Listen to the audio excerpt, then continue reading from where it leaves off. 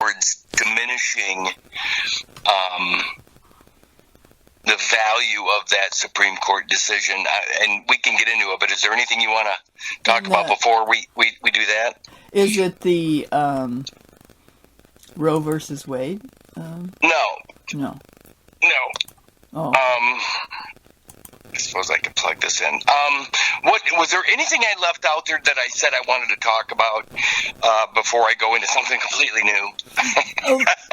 No, you said that you'd find something for next time, was basically where we were at.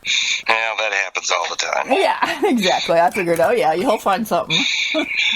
Well, we could get right into it because this is so interesting to me. But what I want today from you is help. Okay.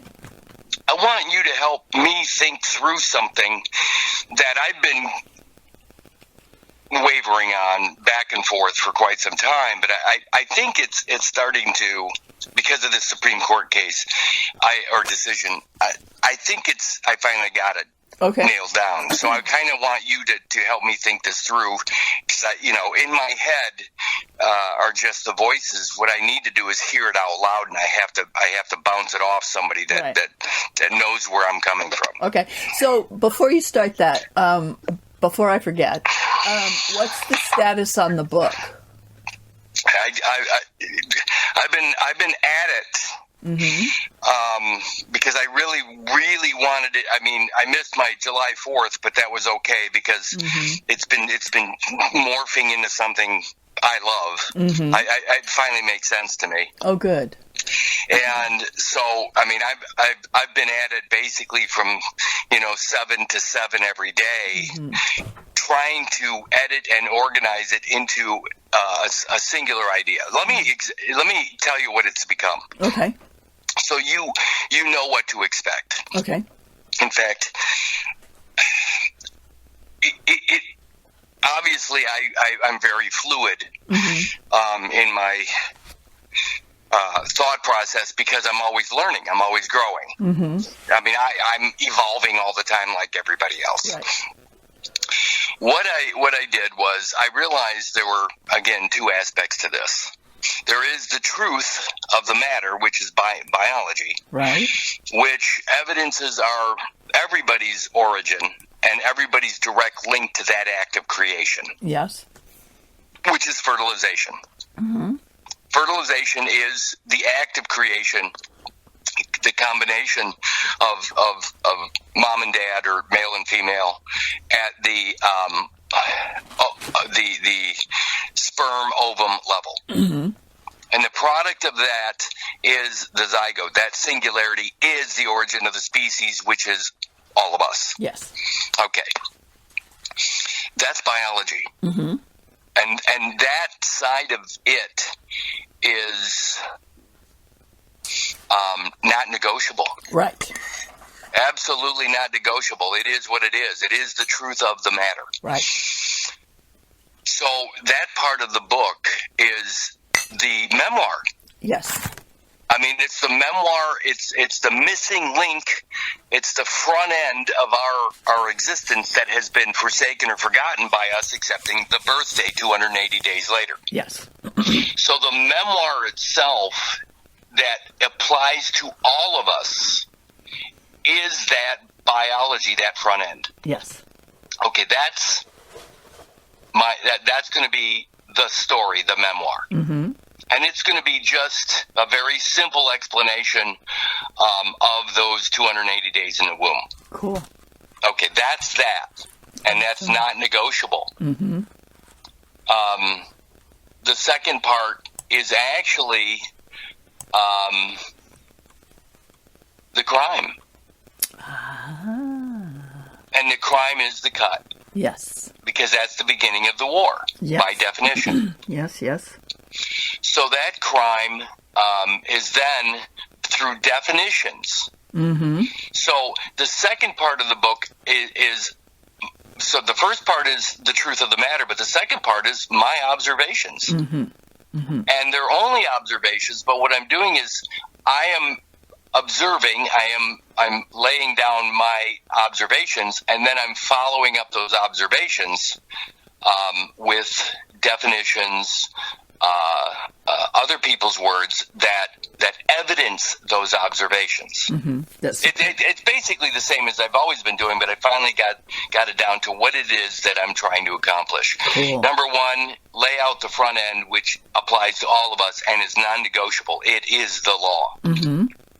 The second part is what have they done to create two extreme positions that are always at odds, the unborn and the born. Oh, wow.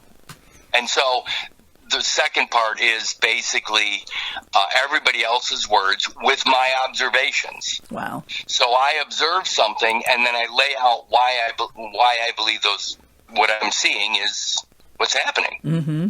So basically, it's just definitions, and I'm using the church, the words of the church, the words of the state, the words of other authors, and things like that to actually prove these observations. Mm-hmm. Mm-hmm. And by proving the observations with other people's words, I'm observing it, but I'm also saying, hey, listen, you guys can believe anything you want. Mm-hmm. But I'm just laying out what I'm seeing, which is contrary in many cases to the truth of the matter. Mm-hmm. Mm-hmm. And of course, by allowing these things to exist contrary to the truth of the matter, that's where the war is. Yes.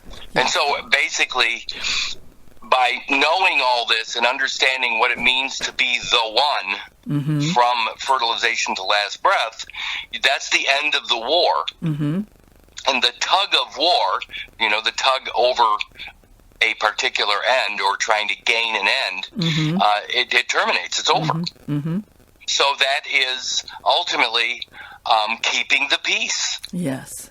That's the goal. The goal is to understand that what they did is they created a situation where we are always at war. Mm-hmm. Mm-hmm. And so every decision we make is a breach of the peace. Yes, absolutely. It's always a breach of the peace, no matter what decision, left or right, Democrat, Republican, unborn or born, by making a choice, it is a breach of the peace. Wow. Just by making the choice, it's a breach of the peace. Yeah.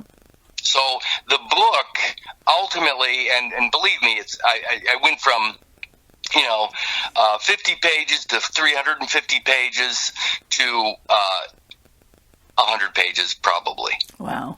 And that's kind of where I'm at. Is the first 25 or 30 pages is the biology that is non-negotiable. The next 70 pages or so is the my observations.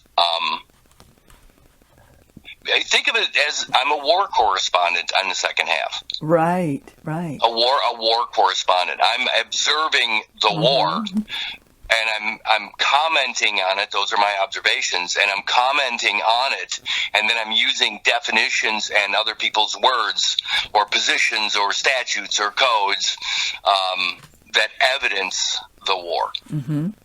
But it also shows you what ends the war. Yeah. Wow. Which is the truth of the matter.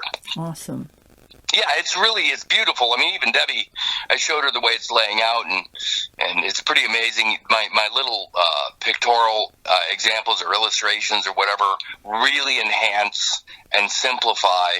But it also doesn't. It's not always direct. It's not always direct. It can't be direct because if I point a finger and say such and such or so and so, this institution or that person is guilty of something, well, they may be, but I don't need to really name names. I can establish the problem or the war itself without actually pointing fingers at any particular organization or group, because I don't need to. Well, and isn't that pointing fingers is perpetuating a war, isn't it? Sure. I mean, if I point out who is doing what and anger a bunch of people, all that does is perpetuate the problem. I'd prefer to say, listen, this is the truth of the matter right here. This whole man is the peace. Over here, you have a breach of the peace that occurs at the cutting of the umbilical cord. Yep. And from that moment forward, there's nothing but war. Nothing but war. Absolutely. And so basically I become a war correspondent on the second part of the book, and I show all of the things that are perpetuating the war through definitions in other people's words. And ultimately it leads you to a conclusion. I'm not going to tell you what the conclusion is because only the reader can decide that. But the amazing thing is that it becomes so clear or obvious what the problem is, and you end the problem by terminating the war, the cause. The cause. And I'll tell you, the cause is the cut. I mean, there's no hiding behind that fact. Is that by creating those terminal ends, or contriving two terminal ends within one lifetime, you create the problem. And again, whether it's the medical industry, medical society that's doing it, or whether it's the Church of Rome trying to claim something that doesn't belong to it, a soul or a life or afterbirth or whatever that is. I mean, somebody's doing something, and all we got to do is stand up, stand our ground, and say, you know what? No. I mean, this is where I begin and end, and I'm not making any claims outside of this reality, outside the laws of nature and, nature's God. I'm not making any claims beyond that. It's all these contrived fictions that we suffer. Yes. That's what's happening. We're suffering the fictions. Yes, absolutely.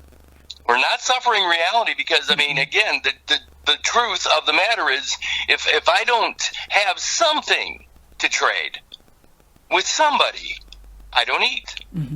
It doesn't matter what it is. I mean, I know this is being recorded, and at some point maybe even Debbie will listen to it, which I doubt. But the reality is seriously, for the last 12, 13, 14 years of me going down this path, I have not been the traditional wage earner or the one bringing home the money, so to speak, at this house. Now, is that a true statement? Not really, because Debbie and I we work together. It's just that she's the one that has the idea that I help her follow through on. I'm not actually I'm not going to a job. I do not earn a wage. Right. Which is a good thing anyway, because the wage is the problem. I mean, the wage is what people are suffering. I mean, earning a wage is a problem. Yes. Just ask the IRS. Yeah. Yeah. In fact, all wages are the wages of sin. Right. The wages of sin.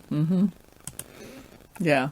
I have a present contract with someone local here that I am exchanging my time for at the moment. Directly, you have a direct agreement, or Yep. is there still a middleman because of a legal fiction? Nope, direct. Okay, beautiful. Yeah, and it was offered to me, and yeah. Did you see that? And since we're just talking about wages or whatever, did you see that IRS post that I put up at Facebook? I'll end this part of this conversation with this post because, again, there are all these morons out there that are promoting virtual money as opposed to cash. Virtual money, non-existent money, completely all in your head. A keystroke from not existing. Yep. Let me go to Facebook real quick because I posted this the other day.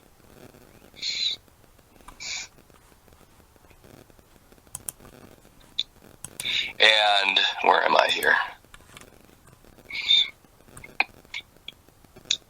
This is so simple. And this is let me see.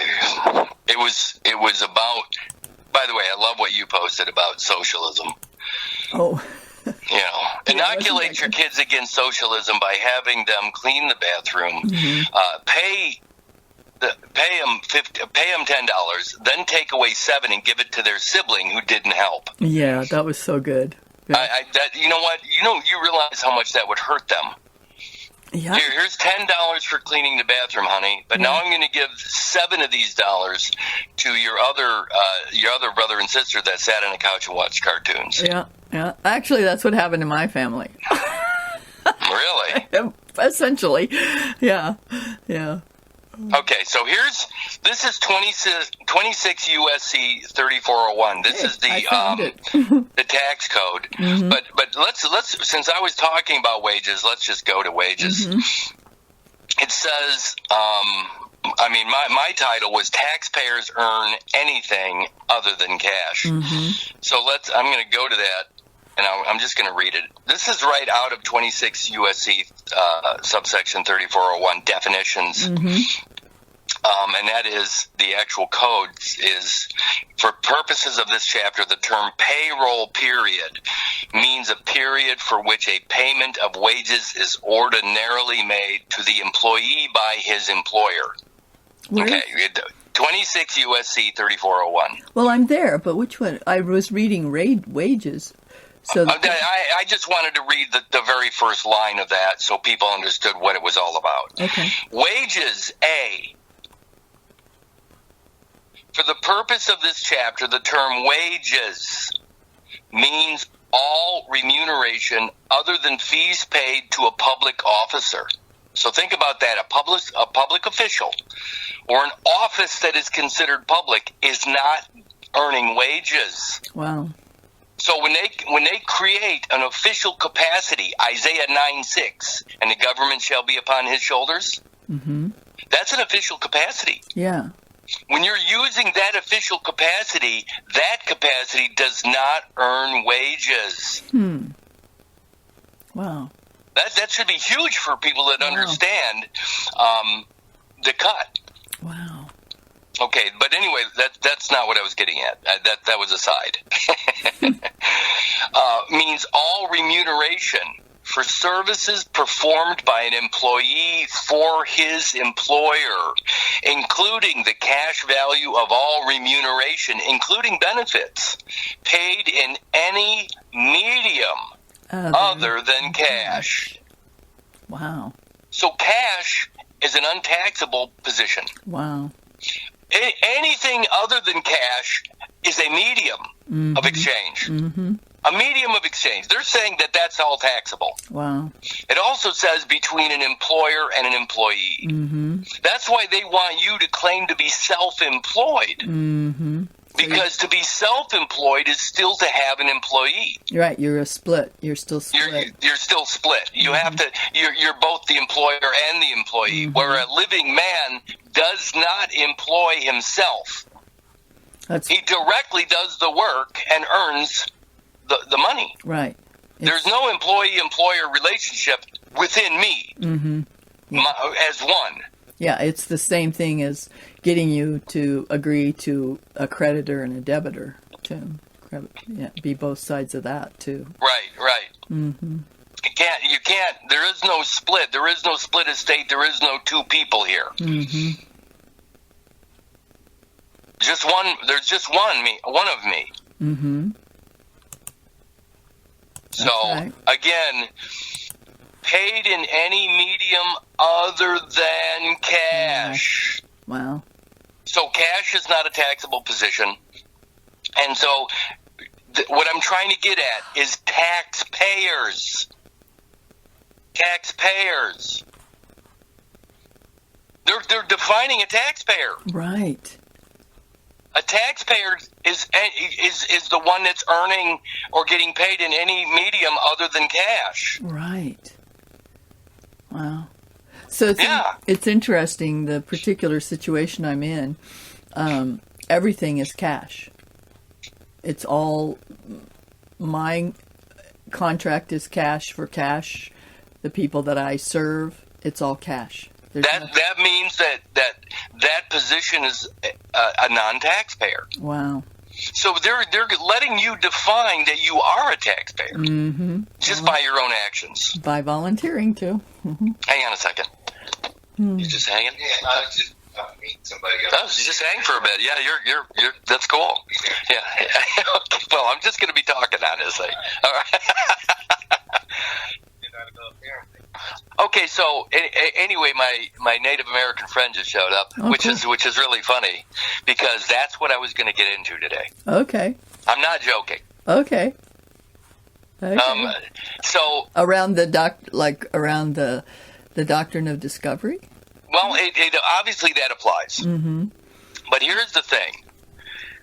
Now, you know that as of October 26, 2018, when I recorded that zygote affidavit, mm-hmm.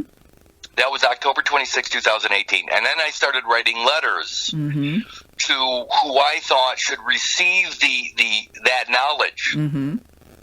That material is part of my evolutionary process from Genesis. Mm-hmm. Okay, from my Genesis. Right. My singular Genesis. Yes, you're unique. Not yours. You're not unique. Right, not collective. Genesis. Not a collective Genesis is right. what I'm trying to get across. Yes, it's your personal, private, only you event. Right, non-collective. Right. And that's, people don't understand that when you subscribe to the biblical story or the biblical account of Genesis, that's a collective Genesis. Yes, absolutely. They call that a denomination. Mm-hmm. That's a denominational collective. Mm-hmm. My unique nature is not collective. Mm-hmm. My Genesis began somewhere late December Gregorian, according to their calendar, Gregorian 1959. Mm-hmm. Of course, I arrived here outside the womb, they say, September 19th, 1960 at about 3:50 a.m. Mm-hmm. Okay. Here's the deal. I wrote letters to the IDPH director, Illinois Department of Public Health. After he received my letters, he stepped down. He quit. Mm-hmm. I sent letters then to the Secretary of Homeland Security. Mm-hmm. 11 days later, she quit. Mm-hmm. Why are they quitting? They're quitting because with this knowledge, they become party to a crime. Yes, they become liable for the potential. They become liable for knowing this, and this knowledge identifies a willful participatory effort on their part. If they continue in that position. If they continue in that capacity. Yes. All right. So they both quit. Mm-hmm. And then I sent them, ultimately I ended up sending 3 letters to President Trump in 2020, January, February, March. And by March, Trump received the 3rd letter that identified this cut material. Mm-hmm. Now, I identified that material as an abortion. Mm-hmm. And, of course, that abortion becomes the deposit that secures the entire global financial system. Correct. Okay, yeah. Well, what? Within a week or so of those letters, what happened? COVID, COVID. Mm-hmm. And what is COVID? COVID is the covered identity of the cut material. Yes. So COVID became a thing. They called it a virus. Right. But COVID identifies the cut material. But what makes up that cut material, Linda? The mother's DNA and the baby's DNA, the placenta. The umbilical cord and the placenta. Yes, the umbilical cord and the placenta. And the placenta has my biology, the biology evidences my Genesis, as a matter of fact, because it's the oldest version of my biology. Yes, it's okay. So that's my Genesis, and also the material that is evidenced by the placenta. My biology evidences the implantation process into the wall of the uterus, because the maternal part of that placenta is the wall of the uterus, isn't it? Yes. Mm-hmm. And what was the very outside of my biology that was the first impression into the wall of the uterus? What membrane was that? The pellucid membrane. The pellucid membrane. So, all of that being said, mom's biology still attached to my biology as an adult man 62 years later. Mm-hmm. Is that not a parasitic position? Absolutely. So that's the virus. Mm-hmm. It also is a crown, like a hat, yes. like a little red beret or whatever. Mm-hmm. Yep. That hat, that red hat, that maternal placental red hat on my origin, my head. Yep. Is a corona. Yes. That's the coronavirus. Wow. Yes. Yes. Okay, so COVID evidences the placenta, covered identity, COV covered ID entity, identity. Right. Freud spoke of the id, the ego, and the superego. What was the id? What was the ID? What was the id? Was it the physical part? The infant. Oh, okay. Wow. So the id is the infancy. So the infant is covered by the red hat in the covered The idea. infant is always attached to the matrix known as the maternal afterbirth. Mm-hmm. That's the matrix. That's why we are still connected to the matrix, because the placenta evidences my biology still attached to the maternal biology. And, of course, they have a record of that material. It's called the birth certificate. Yes. Okay, so that's the whole thing. Now, by the way, that's COVID. Yeah. And so basically by me identifying the material that's being used as the surety or as the deposit, they shut down the global economy and and they've been figuring out what to do ever since. Yeah. Okay. The reason that's important is because 2 months later, May, the Supreme Court got together and started deliberating on a court case, McGirt versus Oklahoma. Okay. McGirt versus Oklahoma. McGirt was an American Indian, also known as, what's another word for American Indian? Oh, an indigenous. An indigenous person or a Native American. Yeah. Everybody born to the soil, just soli, everybody born to the soil is a Native American. Yes. And so all Native Americans are American Indians. All American Indians are Native Americans, but not all Native Americans are American Indians. Mm-hmm. There is a difference, but they group them all together as tribal members. Yes. Tribal members. Mm-hmm. It's all tribal. Mm-hmm. So Native Americans, American Indians are all tribal. Yes. What's interesting is that, I went into the word, I'm going to go to the word tribe right now. Okay. So you can see it for yourself. This is so amazing to me. Tribe at Webster's. Or let's go to tribal because that's the word they use. Tribal.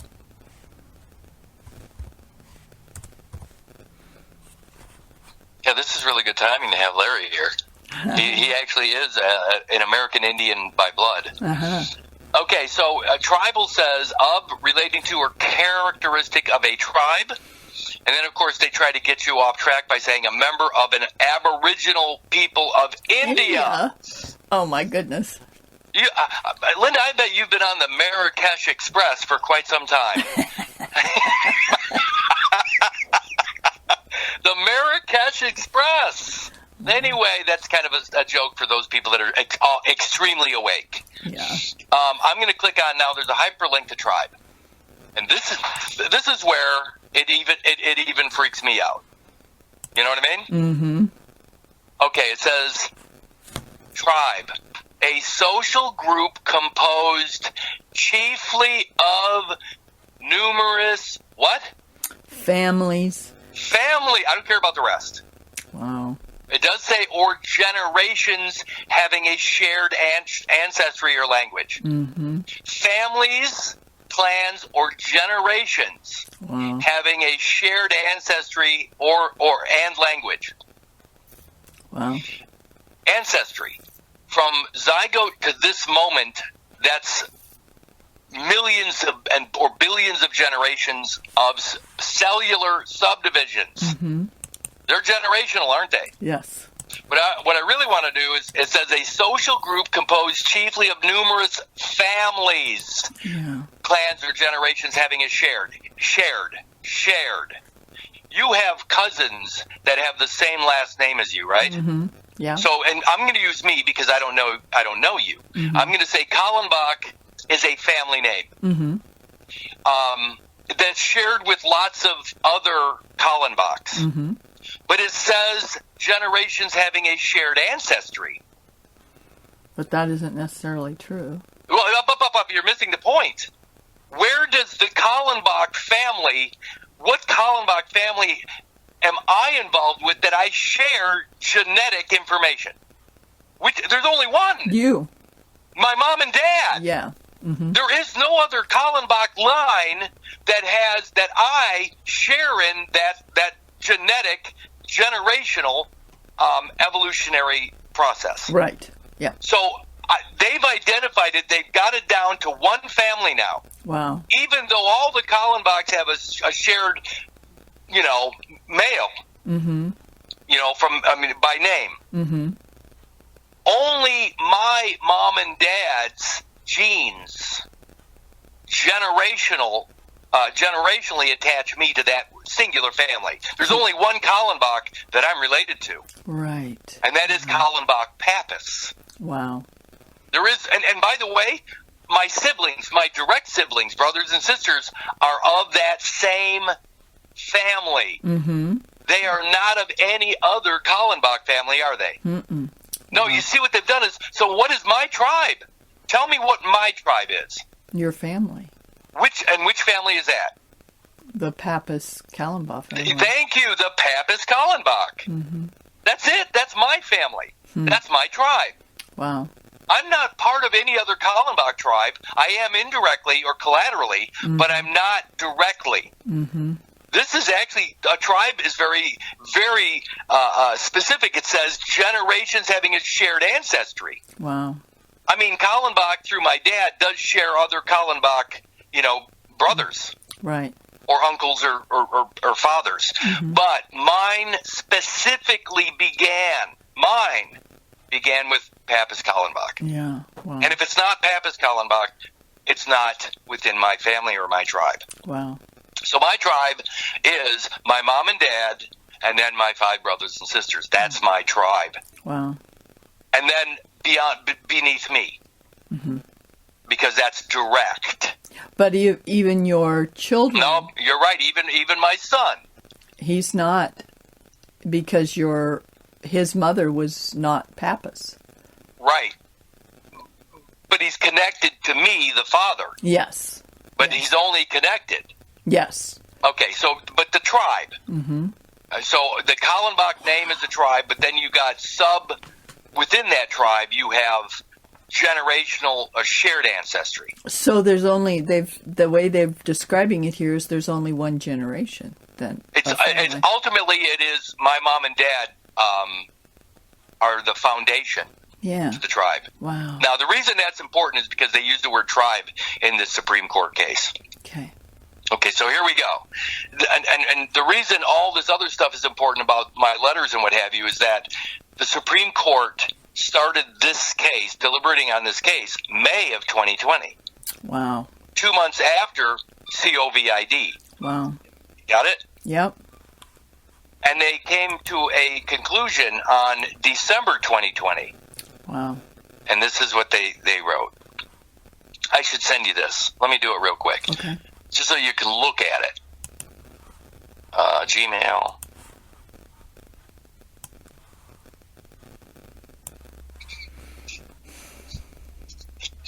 Thanks. Nice seeing you. Linda. Larry's leaving. He's going to miss all the good stuff. It's called McGirt. Okay. Yeah. I found one version of it, but. Right, that's the Supreme Court case. I'll send you both. The Supreme Court case, but I'm going to send you this little blurb too. Okay. McGirt. And we're going to just do the McGirt blurb.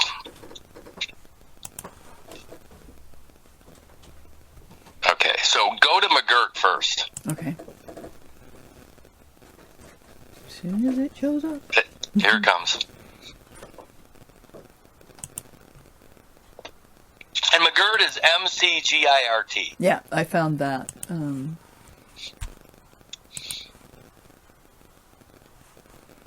Come on, show up.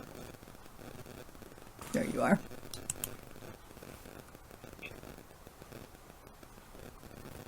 Okay, I'm going to... Just where it just says McGirt. Okay.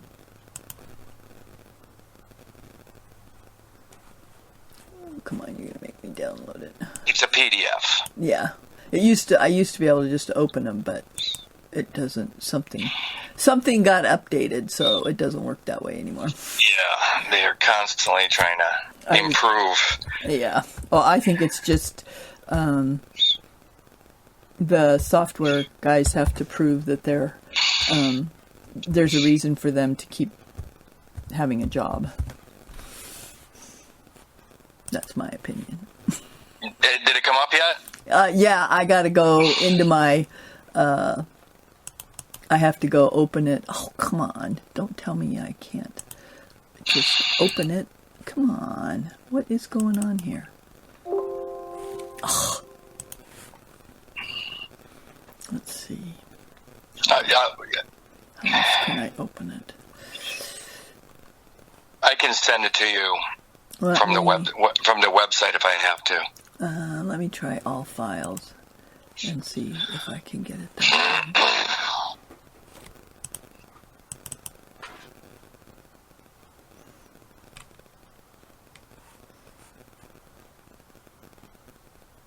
I'll put this there so I can find it.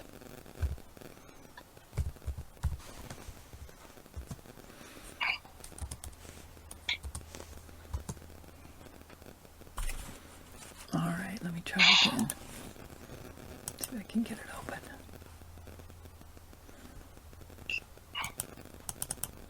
Nope, it won't let me open it. Let me see if I can I'll just Can you highlight. I'll get it from the link. Yeah, just send me the link. Stupid computer. No, it's probably this fucking...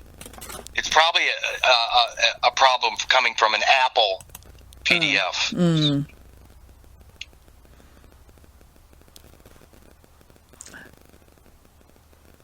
Okay.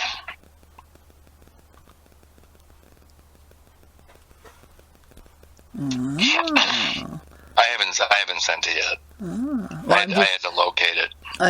I'm reading this one. It says in McGirt versus Oklahoma 2020, the Supreme Court's liberal view, joined by Justice Neil Gorsuch, sided with Jim.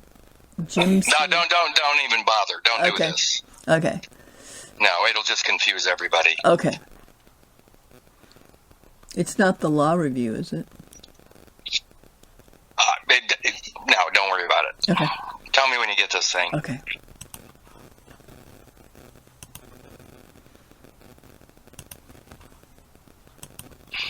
It's just a link. Yep. I'm here. I'm going right now. Okay, I'm there. All right, so it shows there's a big picture at the top of it, right? Mm-hmm. And with a cop. Yep. Okay, so it's the Supreme Court McGirt decision, information and resources. Got it. All right. I'm going to go to the middle paragraph. It says in 2020, by the way, it was December. In 2020, the U.S. Supreme Court overturned the conviction of child rapist Jim C. McGirt on the grounds that the Creek Nation's reservation was never disestablished for criminal jurisdiction. State courts no longer have the authority to prosecute crimes committed by or against Oklahomans who are also tribal members. Wow. Tell me what you see there. Because this What they did in December of 2020 is they said that a certain group of people could not be prosecuted by the state. Right. What group of people is that? Well, tribal would be, the grounds would be the substance, right? Don't make it any more difficult than it is. It says it right here. It actually says the words that you need to say.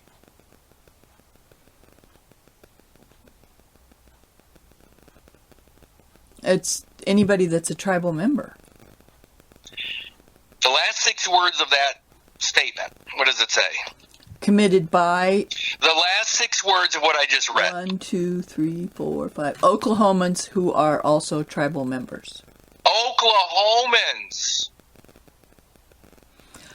who are also tribal members. That's 2 different organizations, isn't it? Yes. Mm-hmm. Tell me what those organizations are. Oklahoma is part of what? The United States. Right. And the tribal member? Is the family. Is on the soil of America. Yes. So they've got the state, the Just Soli and the Just Sanguinis together there. They're saying that the Oklahoman, the United States, plus the tribal member on the soil of America, the Native American, the state cannot prosecute somebody that is both. That's whole. Mm-hmm. That's whole. Mm-hmm. There it is. That's the word. Yeah. When you're WHOLE, the state can't prosecute you. Wow. This came out December 2020 after I identified the cut. Yep. Wow. At the presidential level. Wow. Now, I want you to really think about the way this is positioned. Let me read this again. Now, you know that Oklahoma is part of the United States, mm-hmm. and the tribal member is a Native American on the soil of the Americas. Mm-hmm. One is an idea. The United States is an idea. Mm-hmm. And the native on the soil is the substance. The substance, yes. The body. Mm-hmm. So you have the mind and the body together as one. Mm-hmm.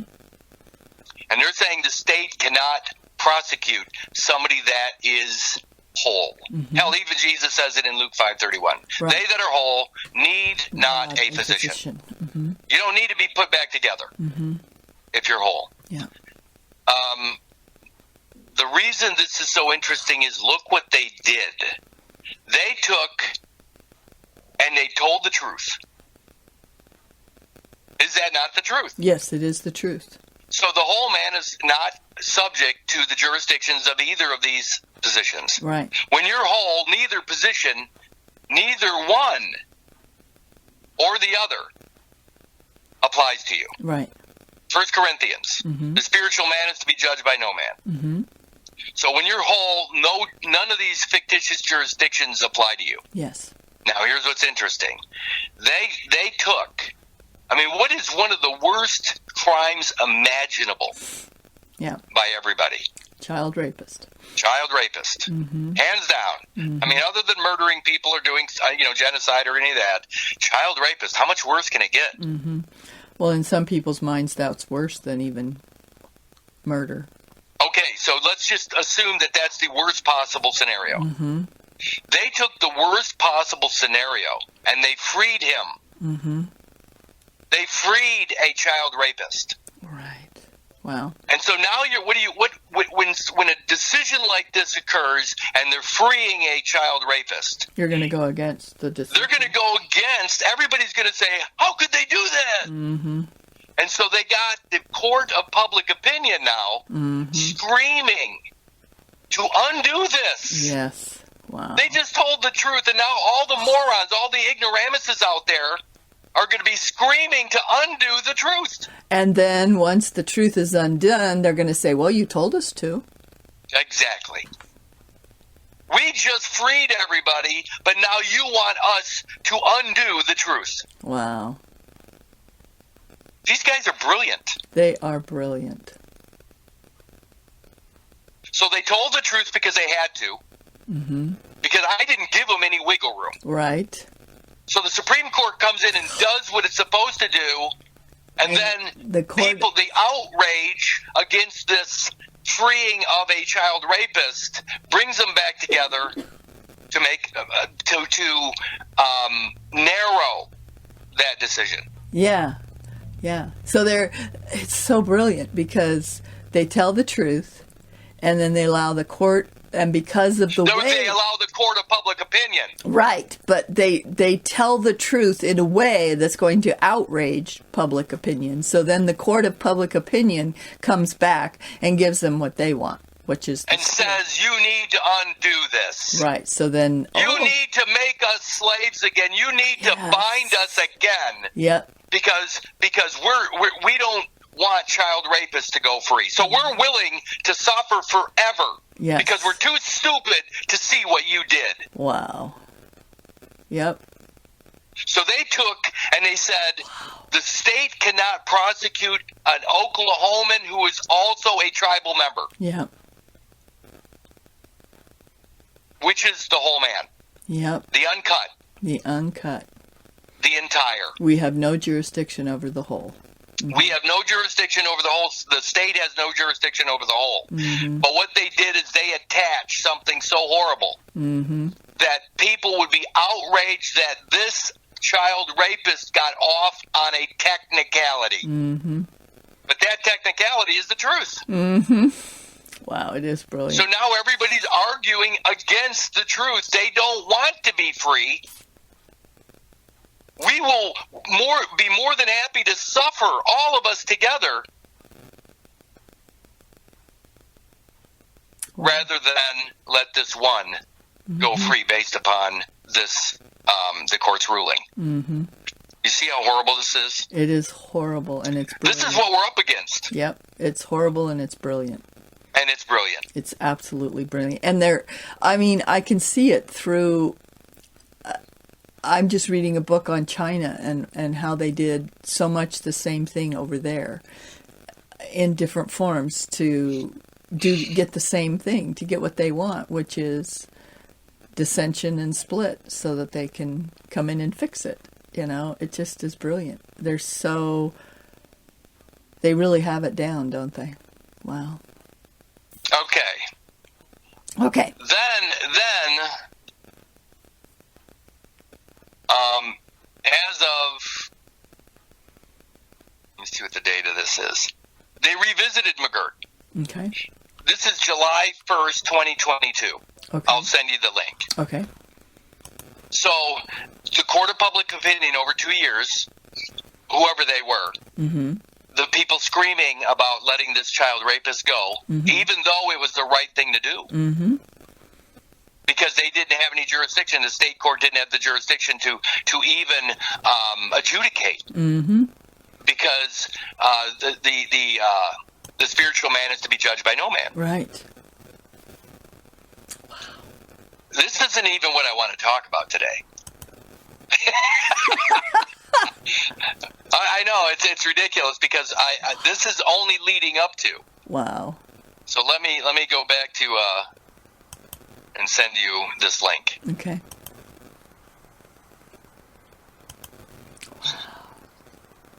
It's important to have all this background for what I want to ask you. Wow. Okay, so this one's coming to you, McGirt 2022. Okay.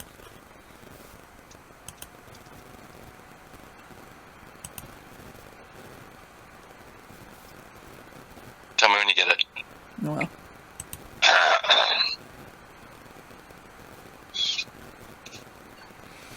Not yet. It's all right. So I'm going to get rid of all these. By the way, and when we get into this, oops.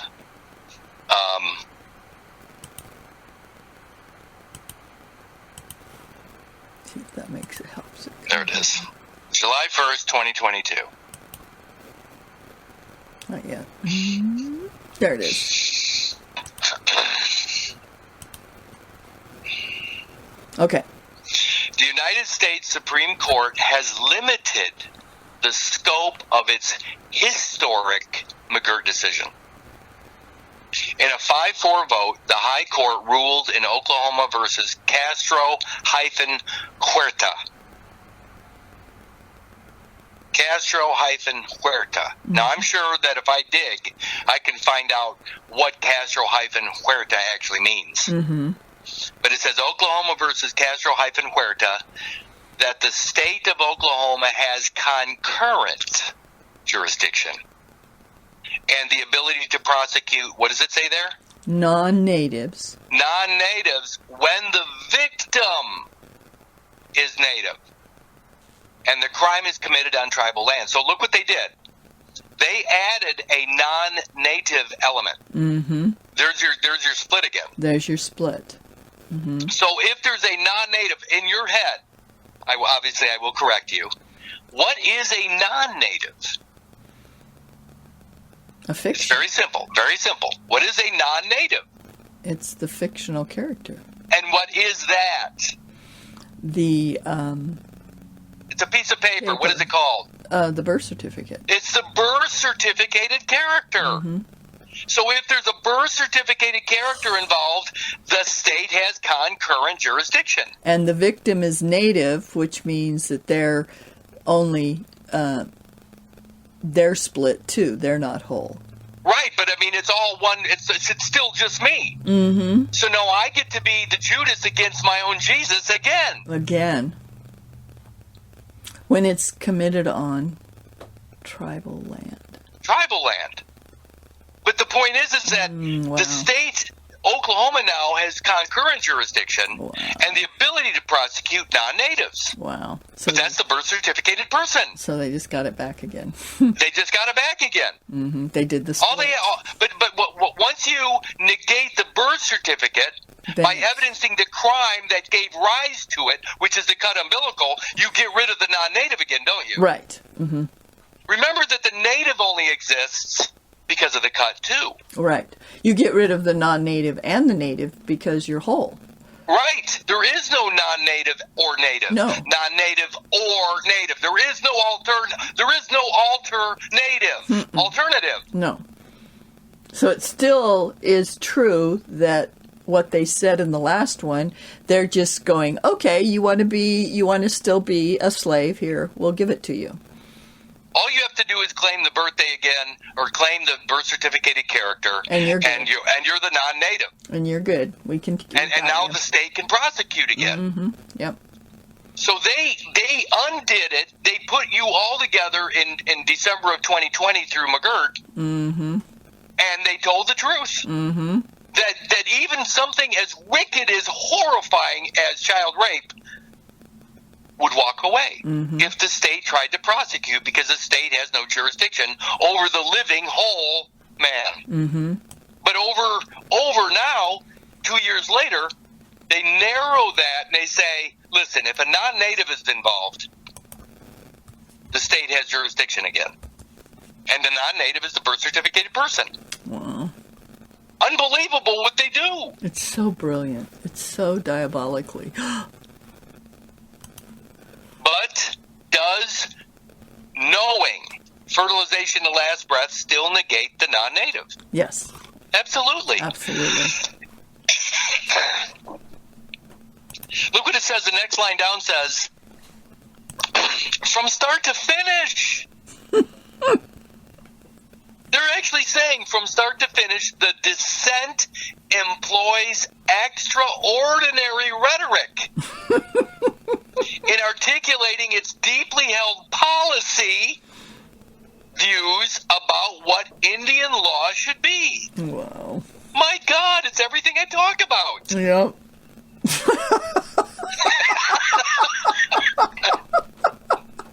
Extraordinary. Absolutely, the extraordinary rhetoric. Yep. Wow. Employs the extraordinary rhetoric. Wow. And of course, the birth certificated character is the extraordinary. Mm-hmm. That's the whole point. Is that no matter what I do, or what we do, you and I and everybody that does what we do. They're going to, okay, all right. You know, it's like a tennis match. We just hit the ball over the net and shut down the entire ecumenical global economy that's based upon abortion, based upon a cut. The Supreme Court agrees with it. Yep. All right. And then what did they do? They got back together within 2 years. They found a way to get people to ignorantly agree again to the non-native position, which is what the birth certificated person is. Yep. And now the state, again, through that character, that birth certificated character, can adjudicate. It's so brilliant. So, Okay. Huerta No, in Spanish is a produce farm. it is not. It Fruit, is. like fruit or vegetables. Yeah, a produce farm, a truck farm, a market farm. Oh, well, there it is. Castro plus Huerta. Communism Plus the farm. What do they call usufruct? Yeah. Fruit. And what's at the end of a stem? The fruit. The fruit. And what is the stem?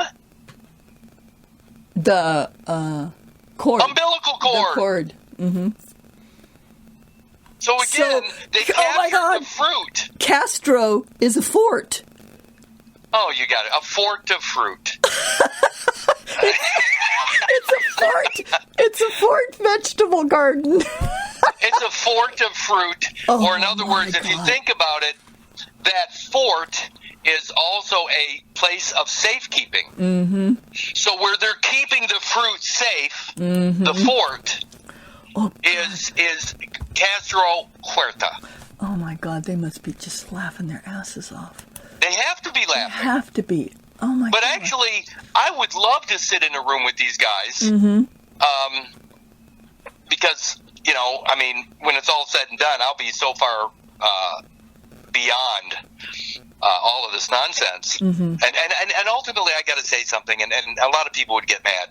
Just probably the same people that got mad or that would agree that McGirt is the wrong decision. I'm to the point where I don't care what happens to everybody else. Let me tell you why. I was on a bike ride the other day,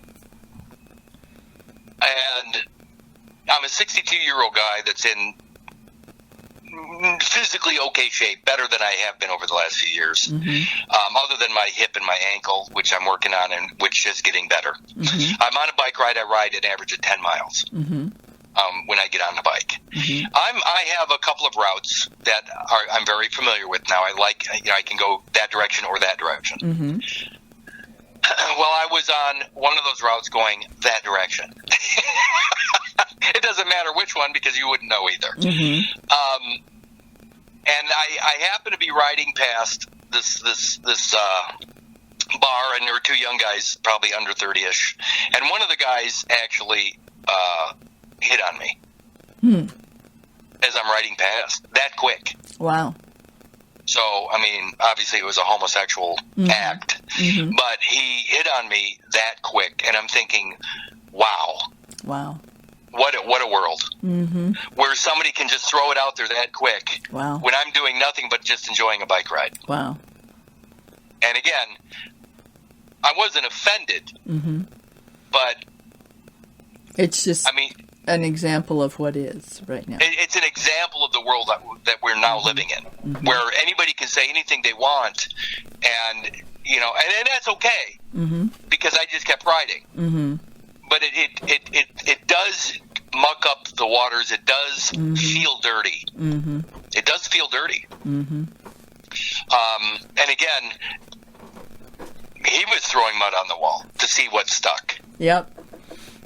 You know, in a way, it's kind of interesting because when women walk down the street and the guys do that, have always done that, you know. Right. So Cat calls, whistles, all yeah, that it stuff. feels dirty too, you know. It is dirty, but it's dirty at the animalistic level. Right. Yeah. It's animal. It's animal. That's why it feels dirty, because you're consciously above the animal, but you're now dealing with animals. Mm-hmm. Yep. And that's the law of the jungle. Yep. And we really are. They're really creating that. So fort in etymology online. Yeah. Fortified place. It's from the mid-15th century. Fortified place, stronghold, from the old French, which is fort, fortress, strong man. Strong, stout, sturdy. But the interesting one is down at the bottom. It says highly elevated, with derivatives referring to hills and hill forts, or possibly from to hold firmly. And it's like, isn't that what they're doing? It's like they're grabbing a hold again and saying, okay, here. Right, but they're doing it from a paternalistic or father strongman position. Exactly. I'm not. That's right. It's the father, the strongman, and that's what they're doing. Is they're doing it from that Department of Justice position of the father. Mm-hmm. You will not grow up. Or we'll protect you. As a child, we will protect you. Mm-hmm. But we're going to make sure you stay a child forever. Well, again, the cut makes that an absolute. Yeah. Because that cut material does not progress into the president. It does not grow up. It never goes beyond age 365 days. It's an infant forever. Wow. Yep. Okay, so that's amazing just by looking up Castro Huerta. Yeah. Wow. That's unbelievable. I mean, so Oklahoma, the United States, versus Castro Huerta, which is, by the way, Oklahoma is one of the lower 48 or the contiguous 48 lower states. Yes.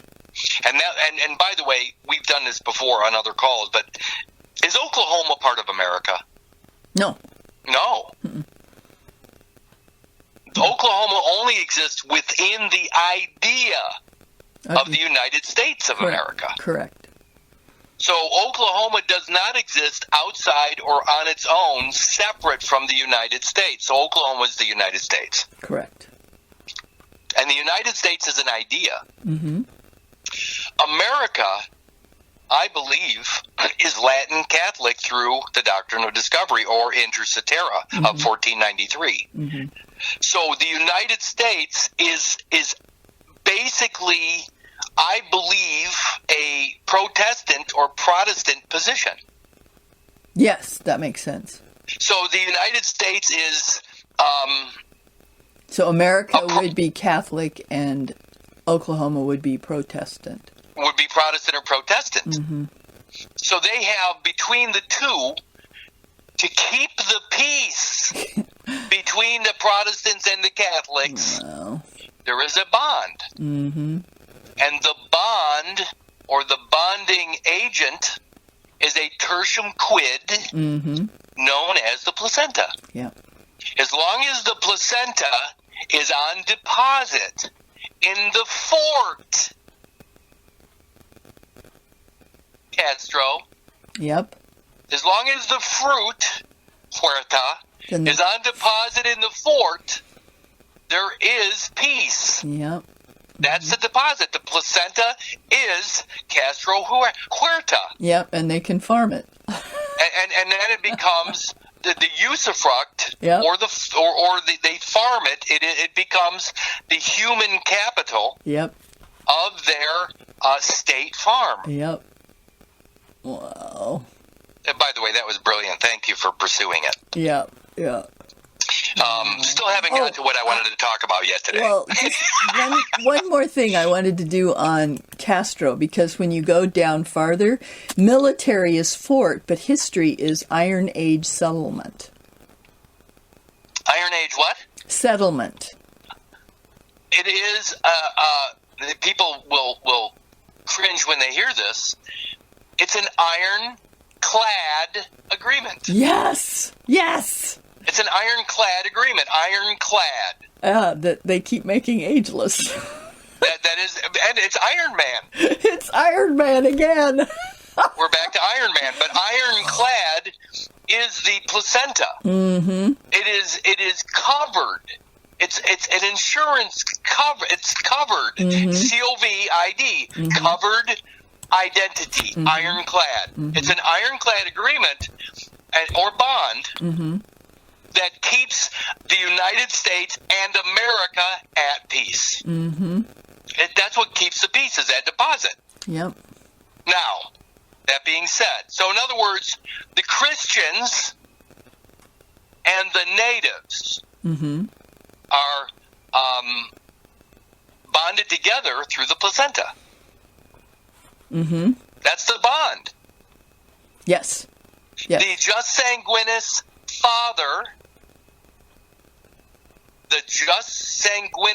fatherland, Mm-hmm. and the just soli motherland Yes. are together or identified as together in the placenta. Mm-hmm. Okay, let me explain that, because this is biology. Yes. I'm going to go to Zygote. Go to Zygote online Okay. at Wikipedia. Okay.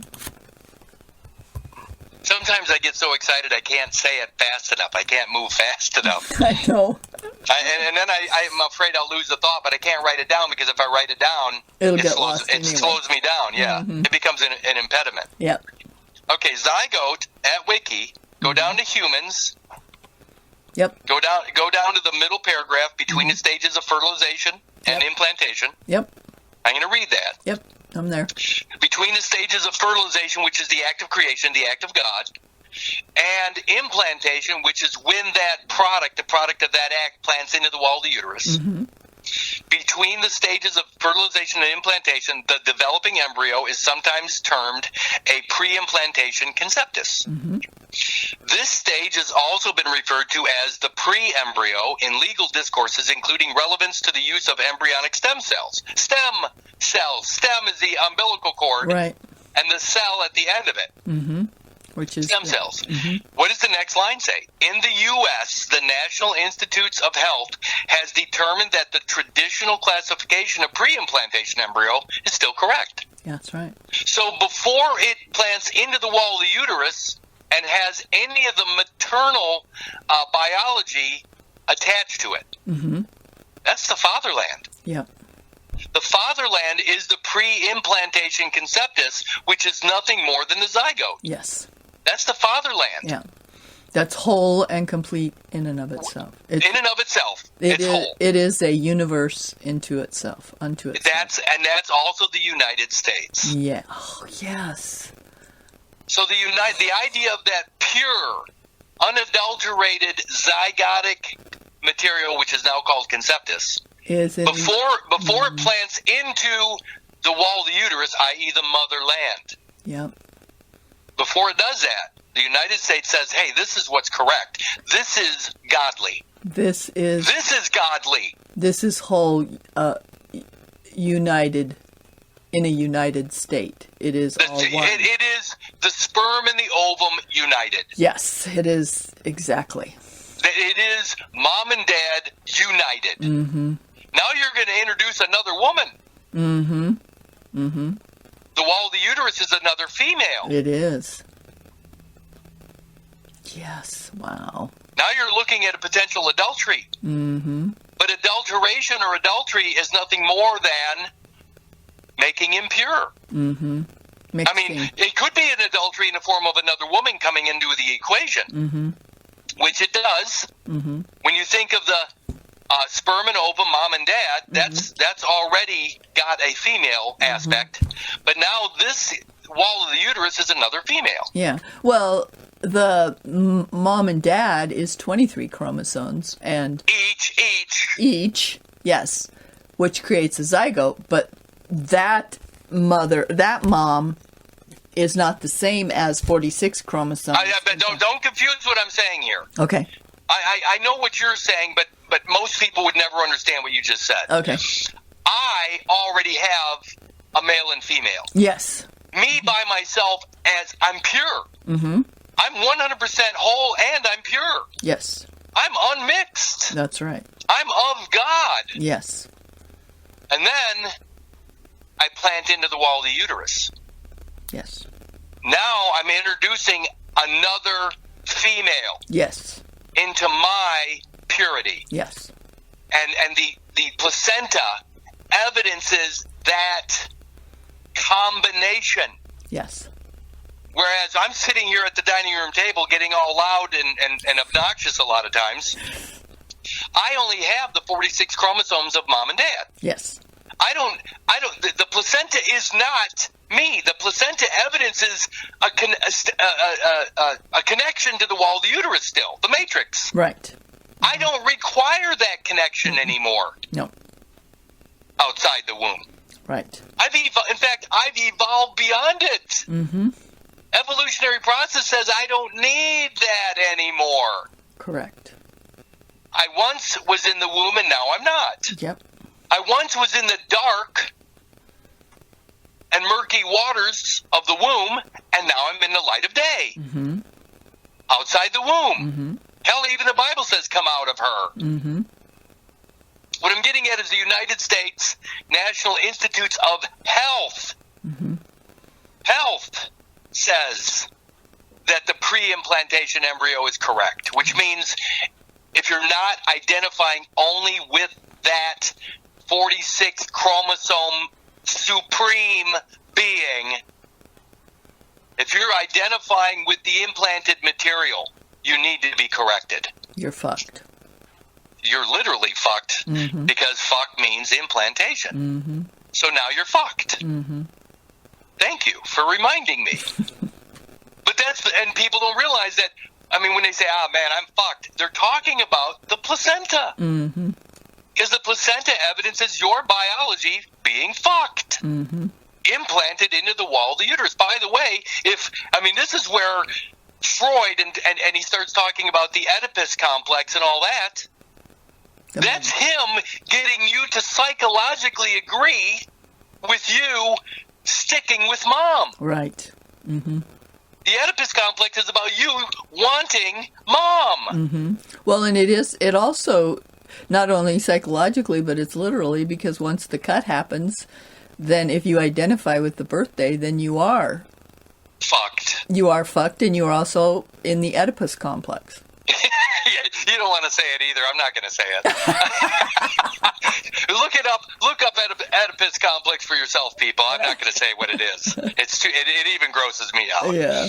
But that's the truth of the matter. If you leave a piece of you in the wall of the uterus or mother, you're fucked. Mm-hmm. But it does relate exactly to the Oedipus complex. Yeah. Wow. Unbelievable. And Freud, of course, also is the one that brought up the id, the ego, and the superego. Mm-hmm. The id being the infant. Mm-hmm. Or the id being the other part of the COV. Yeah.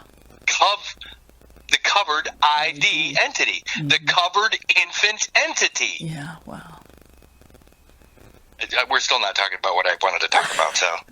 It's just such brilliant split on so many levels. It's just as war. I mean, there's another way that we're going to war with ourselves our whole life, in our brains, in our heads. What's interesting is that, Foreigner, who had, I think, a phenomenal vocalist, the band Foreigner, Lou Gramm, they did a song called War with the World. I'm at war with the world. I have to fight to survive, is the first two lines. What's interesting is that the world you're at war with is the original celestial body, the zygote. Mm-hmm. That's what you're at war with, because by allowing the cut, you're actually cutting yourself off from your godly origin, which is that singularity, that zygote. Now you're at war with that world. Once you implant into the wall of the uterus, everything changes. That implantation is the birth certificated tertium quid bond, ultimately, between the United States and America. Mm-hmm. That's what they're using as the bond The United States can pull you into the courtroom because of that placenta, and those representing America can pull you into the courtroom because of that placenta. Mm-hmm. What happens when you become a whole man that has evolved beyond the need or the requirement of that womb-based matter? That supreme being does not require a mom or a dad, or the paternal aspect of the United States or the maternal aspect of the Church of Rome. Right. You don't require protection from the United States, and you don't require what mother offers you anymore. That's right. And, I'm not trying. It sounds sad, but it isn't sad. No. Well, and they're even saying it, even when they did the update in July, they're still saying this, that as long as you're whole, we don't have any jurisdiction over you. You don't get. You're not. Yeah, they're saying it. They're saying that only non-natives. Yeah, you want to come on. You want to come on the Castro Huerta? Yeah, okay, we'll let you. You can be here. Yeah. Look, not only that, but Castro Huerta has a hyphen between the two. Mm-hmm. Mm-hmm. Oh, right. Like Humpty Dumpty. Right. Or like Judeo-Christian. They're showing the split right there. And the hyphen is the umbilical cord. Yep. We'll put you back together if you want to come on our farm. We'll reconnect you, through the cable. Mm-hmm. But again, people don't. For some reason, people think that they're supposed to be reconnected. That's not what I've been saying for the last couple years. I'm saying that you identify your godly origin beginning at fertilization, but I do not need that material. I don't need that material, that particular material, because I've evolved beyond it. Mm-hmm. Mm-hmm. It's the evolutionary process that has carried me beyond the womb. Mm-hmm. When they cut the umbilical cord and leave a piece of my biology still attached to mother, and they're calling that material, that placental material, that deposit, a bond, that is fraud. Yes. I'm using that biology 62 years later. Yeah. I didn't leave anything behind. Mm-mm.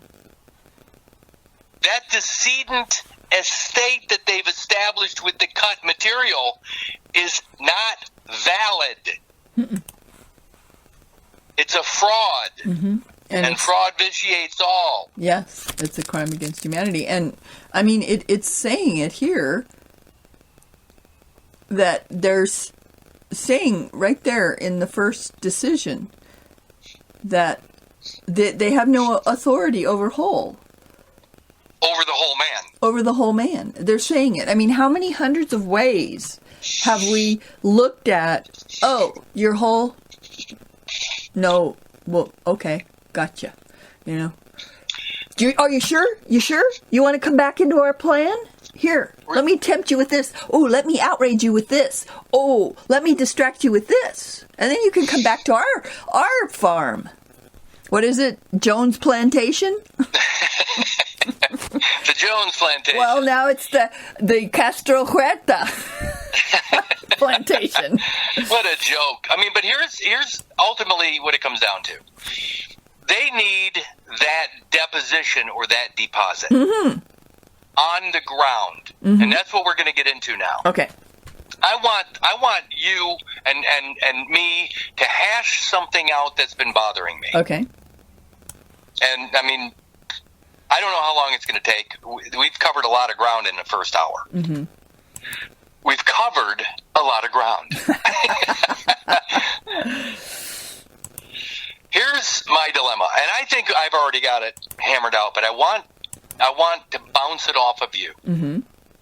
So let's go back to the biology. Okay. Remember, McGirt. McGirt is talking about, I'm going to go back to, it says, I'm going to reread this. In 2020, the Supreme Court overturned the conviction. The conviction. Remember that a conviction is a strong belief.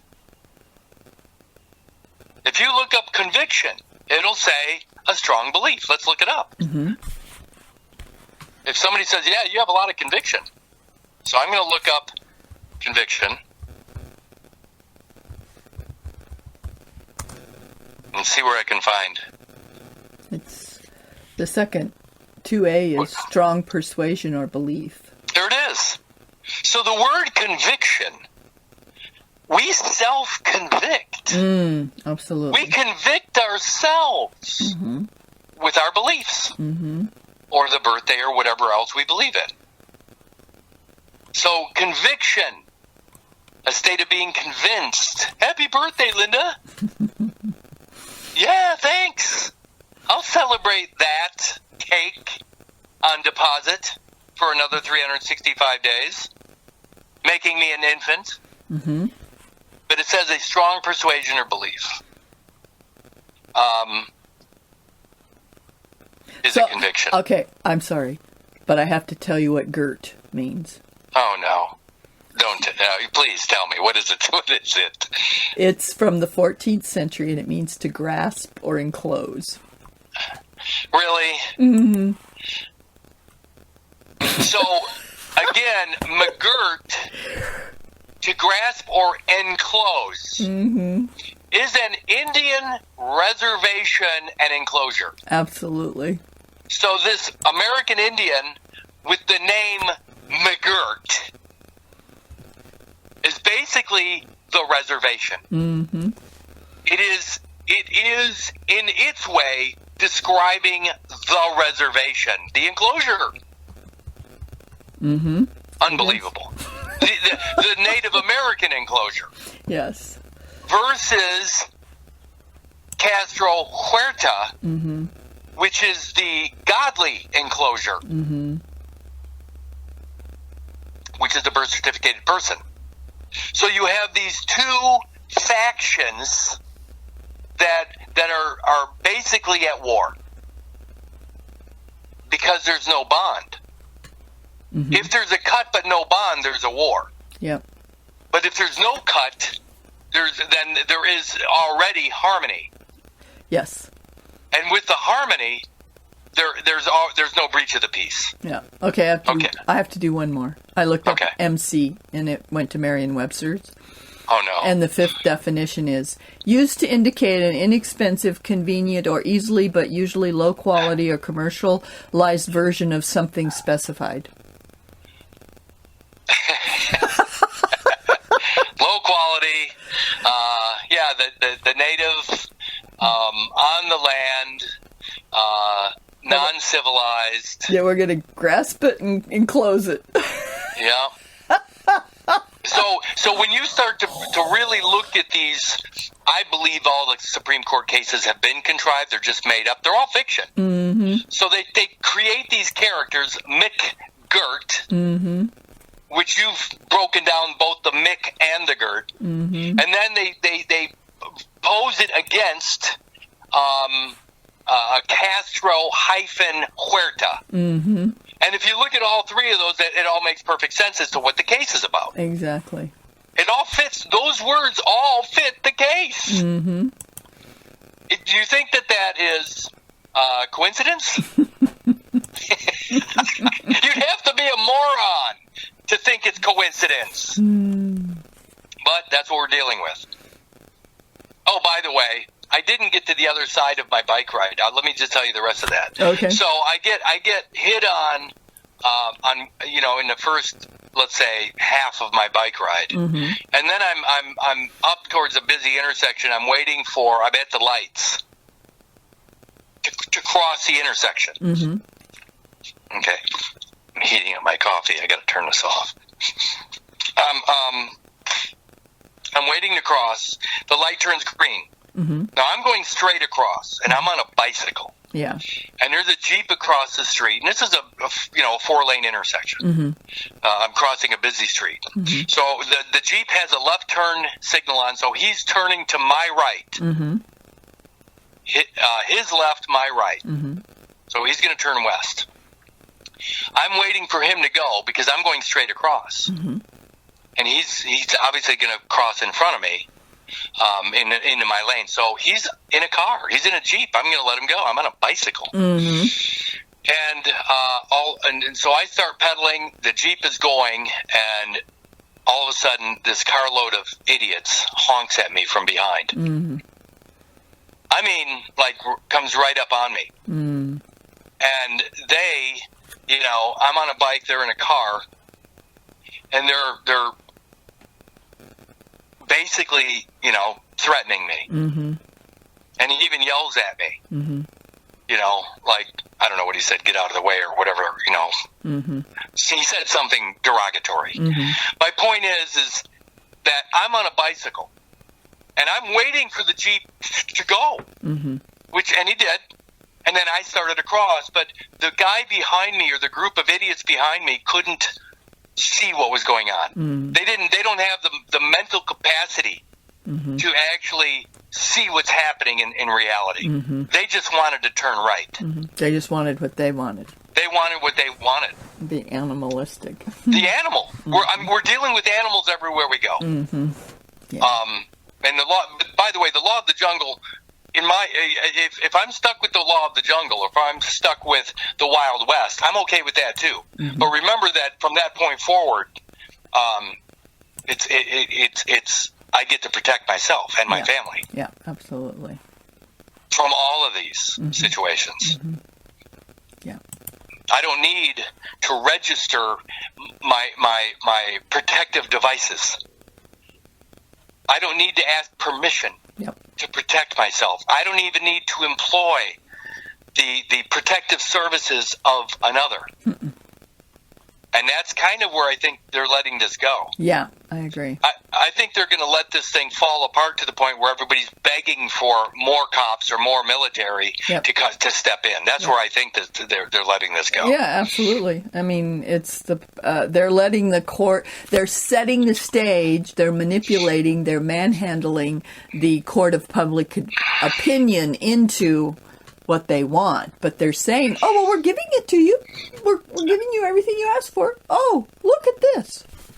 I think so. I think they're letting it all fall apart, including all the beggars on the corners. They're letting this place fall apart on its own by not actually fulfilling their still fiduciary duties. Exactly. I mean, they never gave everybody back their lives. They never actually gave all the property back. What they did is they know they should have once it was made known that they stole all the property. They call it a trust, but they actually, through the violent act of cutting the umbilical and then placing all of that decedent estate into a trust, they became fiduciaries. But they don't want to give it back to the true owners. No, not at all. What they're doing is they're letting enough time go by, and they're going to let this place fall apart around us to where everybody wants it back the way it was. Yep. That's right. That's what they're going to do. I agree completely. Okay, because you can see it happening already. Well, and that reminds me, I did see in this one video that most of it's gobbledy, but they actually had pictures of the new COVID ID, and it had 4 designations, and one of them was complete control, and then 2 in the middle were kind of, if you know this much, you're a little less controlled, and then the 4th one was actually labeled sovereign, and it had nothing controlling it. You got to be kidding me! It had the word sovereign. Yep, it had the word sovereign. Well. Yep. So they've already got that set up, too. It's like, oh, you're going to be awake? Okay. We got a designation for you. Wow. Where did you see that? Oh, it was on a video that I was watching with, somebody. I mean, they had all the aliens and everything else going on, but they did have this section. So I'll try and find it again and send you that section. Yeah, that's interesting because, again, I believe they're going to let everybody make their choice. Absolutely. Now, and that's okay. I don't have a problem. It's going to be hard to witness. It is. It'll be hard to witness because the people fighting for rights don't realize that they already have them when they're whole. Yep. Dead bodies, cadavers, and ghosts have no rights. Right. If you keep claiming one of those 2 positions, you can't own property and you can't have rights. No, you get to go on Castro Huerta. You get to go behind the walls of Castro-Huerta. Yeah, McGirt will welcome you. Well, McGirt is actually okay. It's the fact that Castro Huerta came in to undo McGirt. Yeah, but he was still an enclosure. So. Well, but he proved that enclosure included all. Oh yeah, that's true. That's true. So McGirt is a good thing. Yeah. Whereas Castro-Huerta is right back to where we started. The split, and it says it right the birthday, there. where we started at the birth. Yeah, and it says it right. It shows it right there. It's got the hyphen right in the name. Yep. That's right. Mm-hmm. A Judeo-Christian. It's right out there. In public, it's right out there, right before your face. What's funny is Judeo, obviously Judaism or whatever, but the Jew is considered ethnic, and the ethnic is considered pagan, which is a heathen, which is the native on the land. Mm-hmm.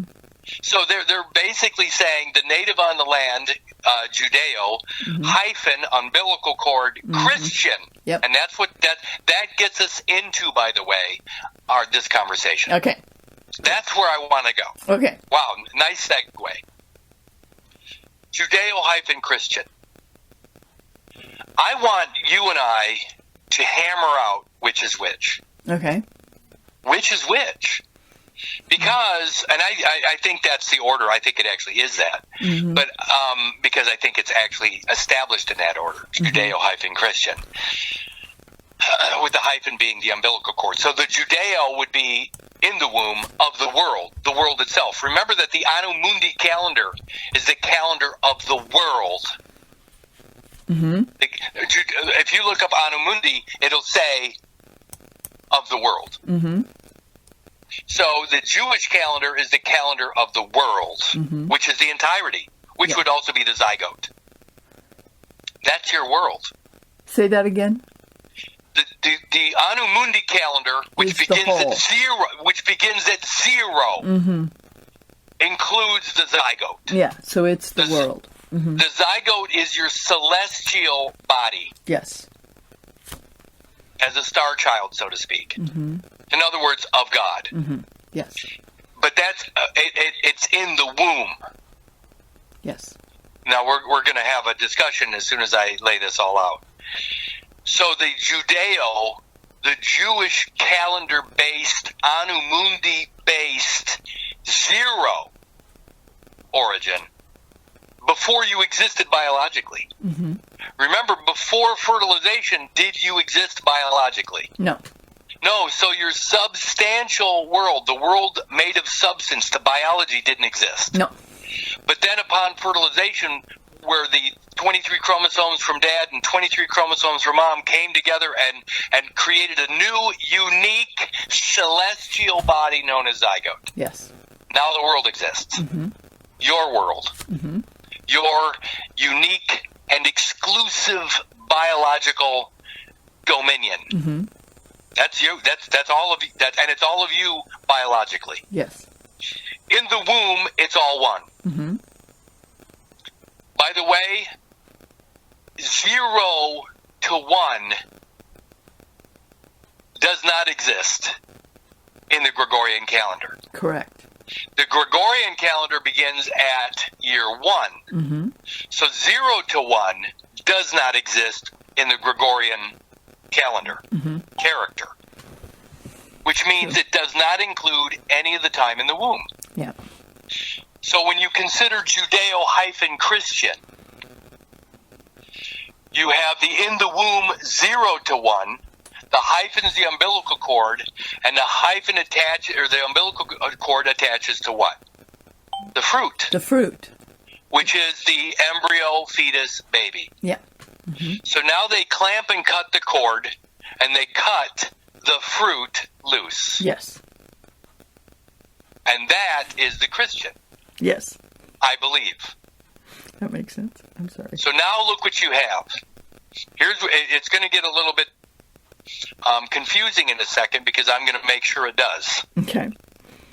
So now you have the Gregorian calendar, also known as the Anno Domini calendar. Mm-hmm. Anno Domini means year of our Lord. Right. But it says our Lord. Mm-hmm. It's collective. Mm-hmm. It sounds like a collective Lord, doesn't it? Mm-hmm.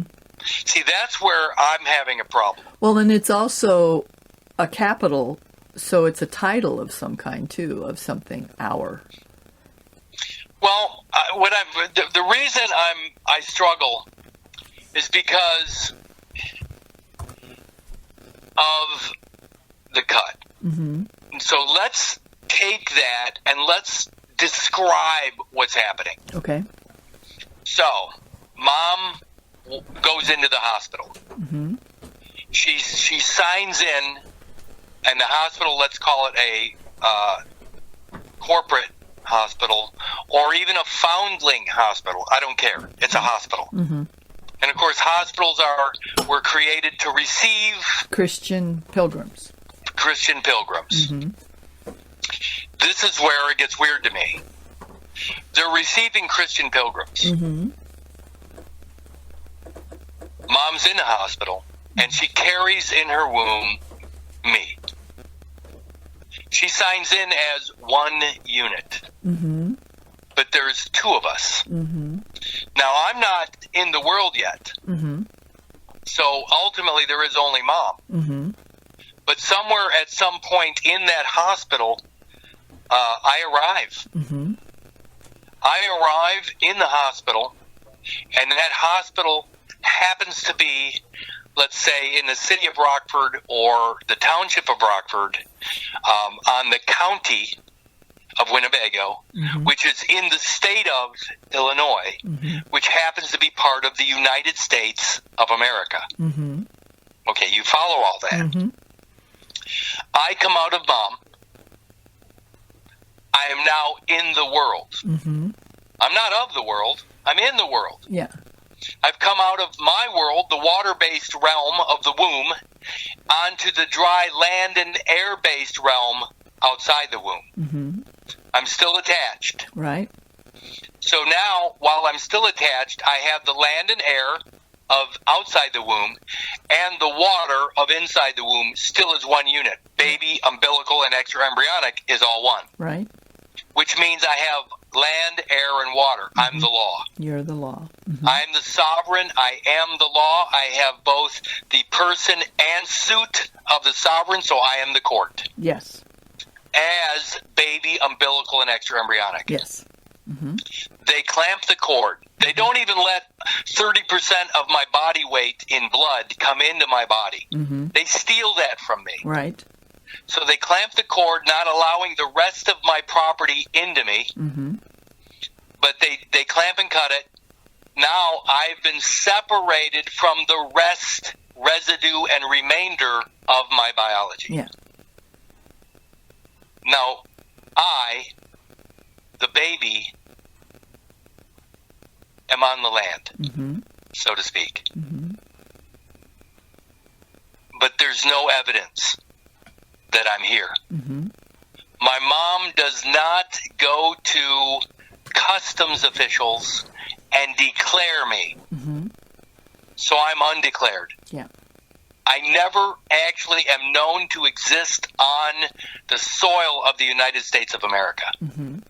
I'm an unknown quantity. In fact, I don't even have a name other than maybe Curtis. Right. On the baby bracelets, it says Master Curtis. Mm-hmm. But that's all it says. Right. It might even say Master Curtis Richard. I'm not sure. I know it says Master Curtis. Mm-hmm. But that's all I got. The rest, residue, and remainder of my biology then comes out moments later at a different time. Mm-hmm. By the way, I'm fully present. Yes. And breathing on my own. I'm inspired on my own. I'm filled with the breath of God as the baby. Yes. Now this other biology, still attached to the wall of the uterus called placenta, the fetal maternal placenta comes out at a later date. Mm-hmm. It is the human remains of the baby. Yes. It is actually human remains. Mm-hmm. it is not filled with the breath or the spirit anymore, because it's not connected to me, who is inspired or breathing, and it's no longer connected to Mother, who used to supply the breath of God through that placental material. Correct. So now it's not breathing, and it is dying. Yes. It cannot survive. Correct. It's dying. And by the way, the legal definition of dying or dead is decedent. Correct. Decedent implies also dying, not just dead. So this material, this rest, residue, and remainder of my biology that also has a piece of Mother still attached to it, a corona, is in the throes of death. It's dying. Yes. It is a decedent version of me. Yes. Still attached to Mother. Correct. I want you to think of it, so Mom's standing there. I want you to think of this, visualize this. Mom's standing there. Baby comes out.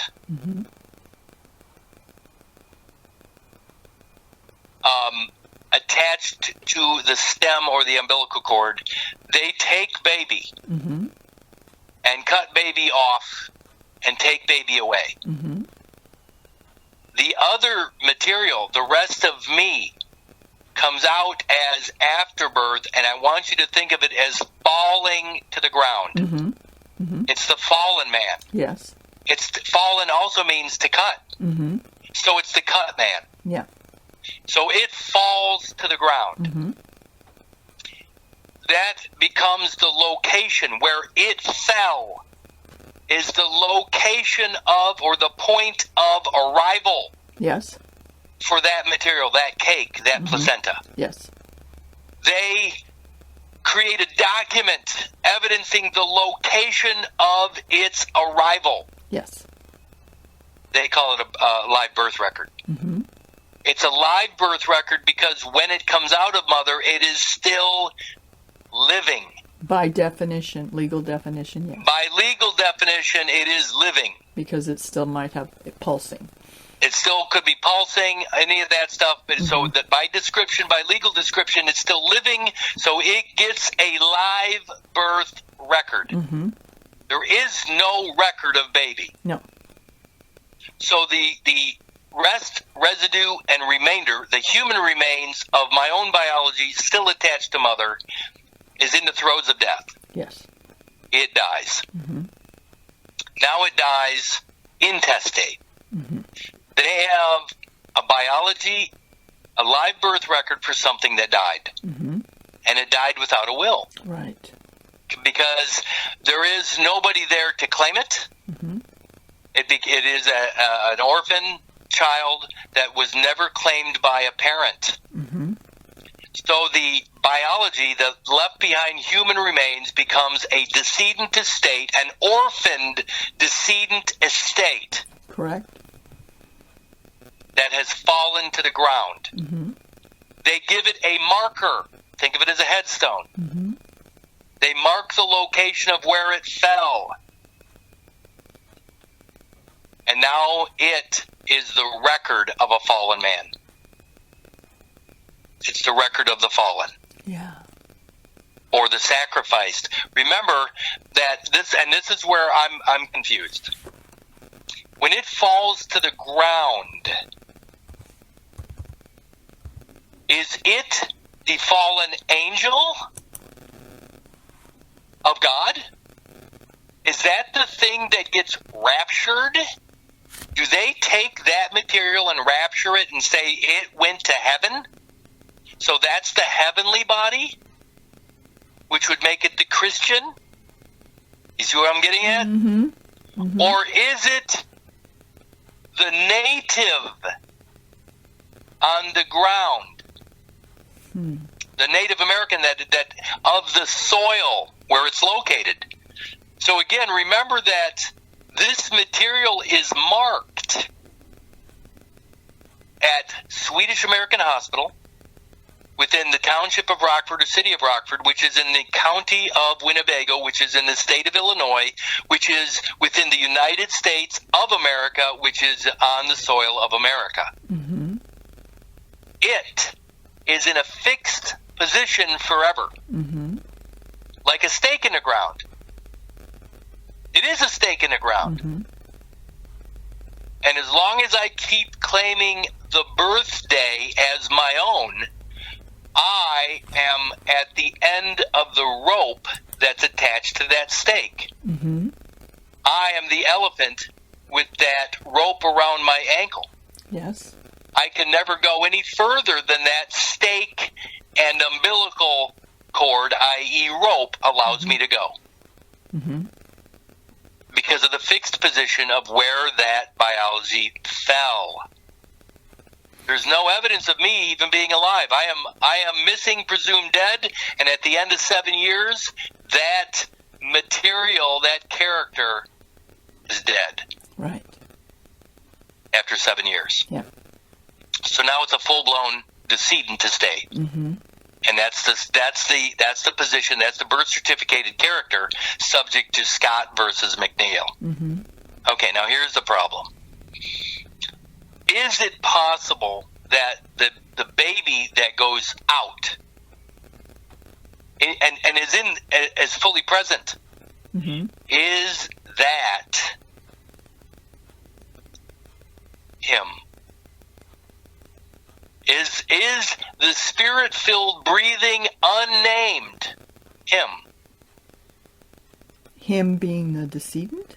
No, him being the spirit-filled. He's coming back to save us. Him.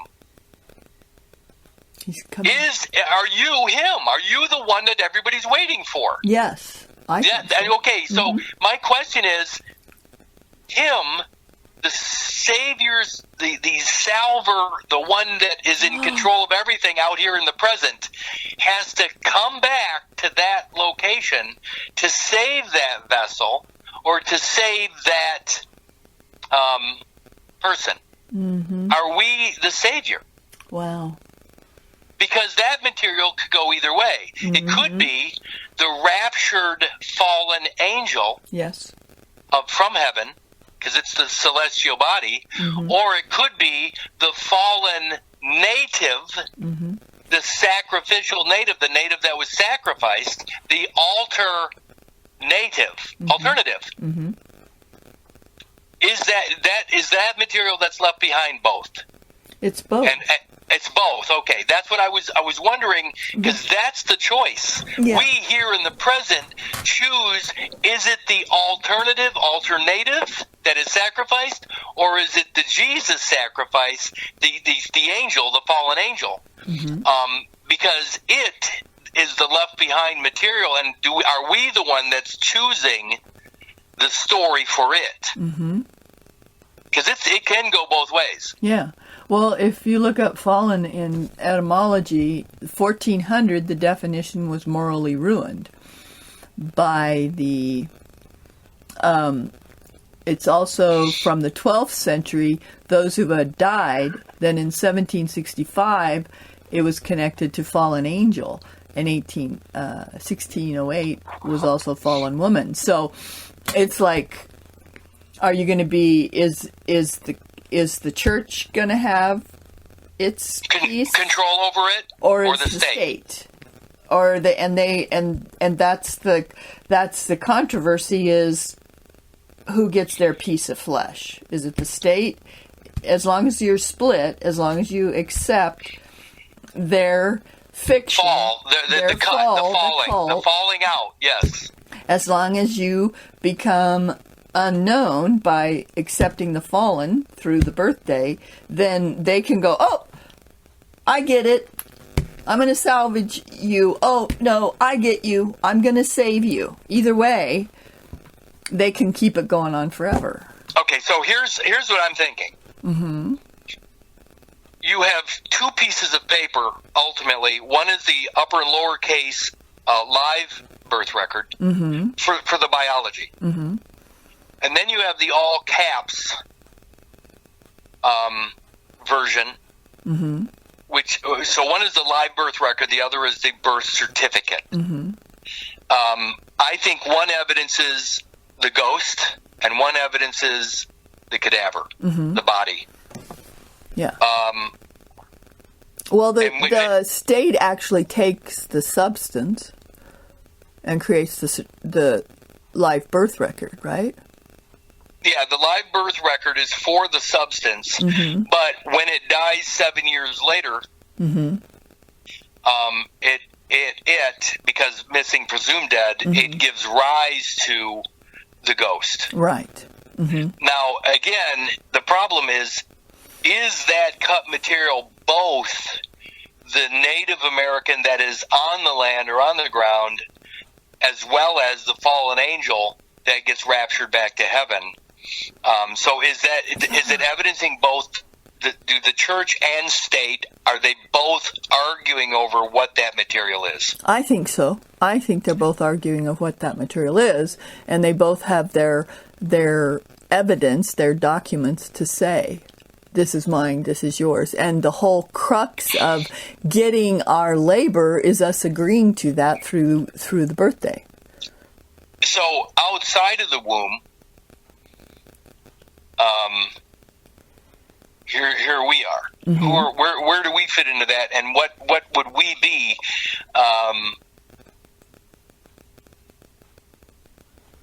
What are we? I mean, who are we to come into the case? And are we do we complete that Trinity? Or what position are we? Because to me, when I look at the cut, and I see the baby come out of the womb Mm-hmm. and walk around on the ground. Mm-hmm. Well, the problem with that is that's in the present tense. Mm-hmm. We're in the present. Life exists in the present. Right. So we're fully present. We're in the present right now, Mm-hmm. which has been removed from that historical record Mm-hmm. where that character has fallen into the once upon a time. Yes. They've made it so there's two separate worlds. Mm-hmm. There's the world that we live in, and then there's the world of all those possible fictions, Mm-hmm. which are based upon a fictional decedent, Mm-hmm. a fictitious decedent, which also makes everything that happens with that decedent a fictitious plaintiff. Mm-hmm. So when a cause of action is brought in the name of any of that, it's a fictitious plaintiff. Absolutely. Yeah. Okay, but when we're whole, because there can only be one, Mm-hmm. it negates the fiction. Yeah. That's fictio sedet veritati. Mm-hmm. Fiction yields to truth. So I'm still struggling with the church and state. I believe that the material left behind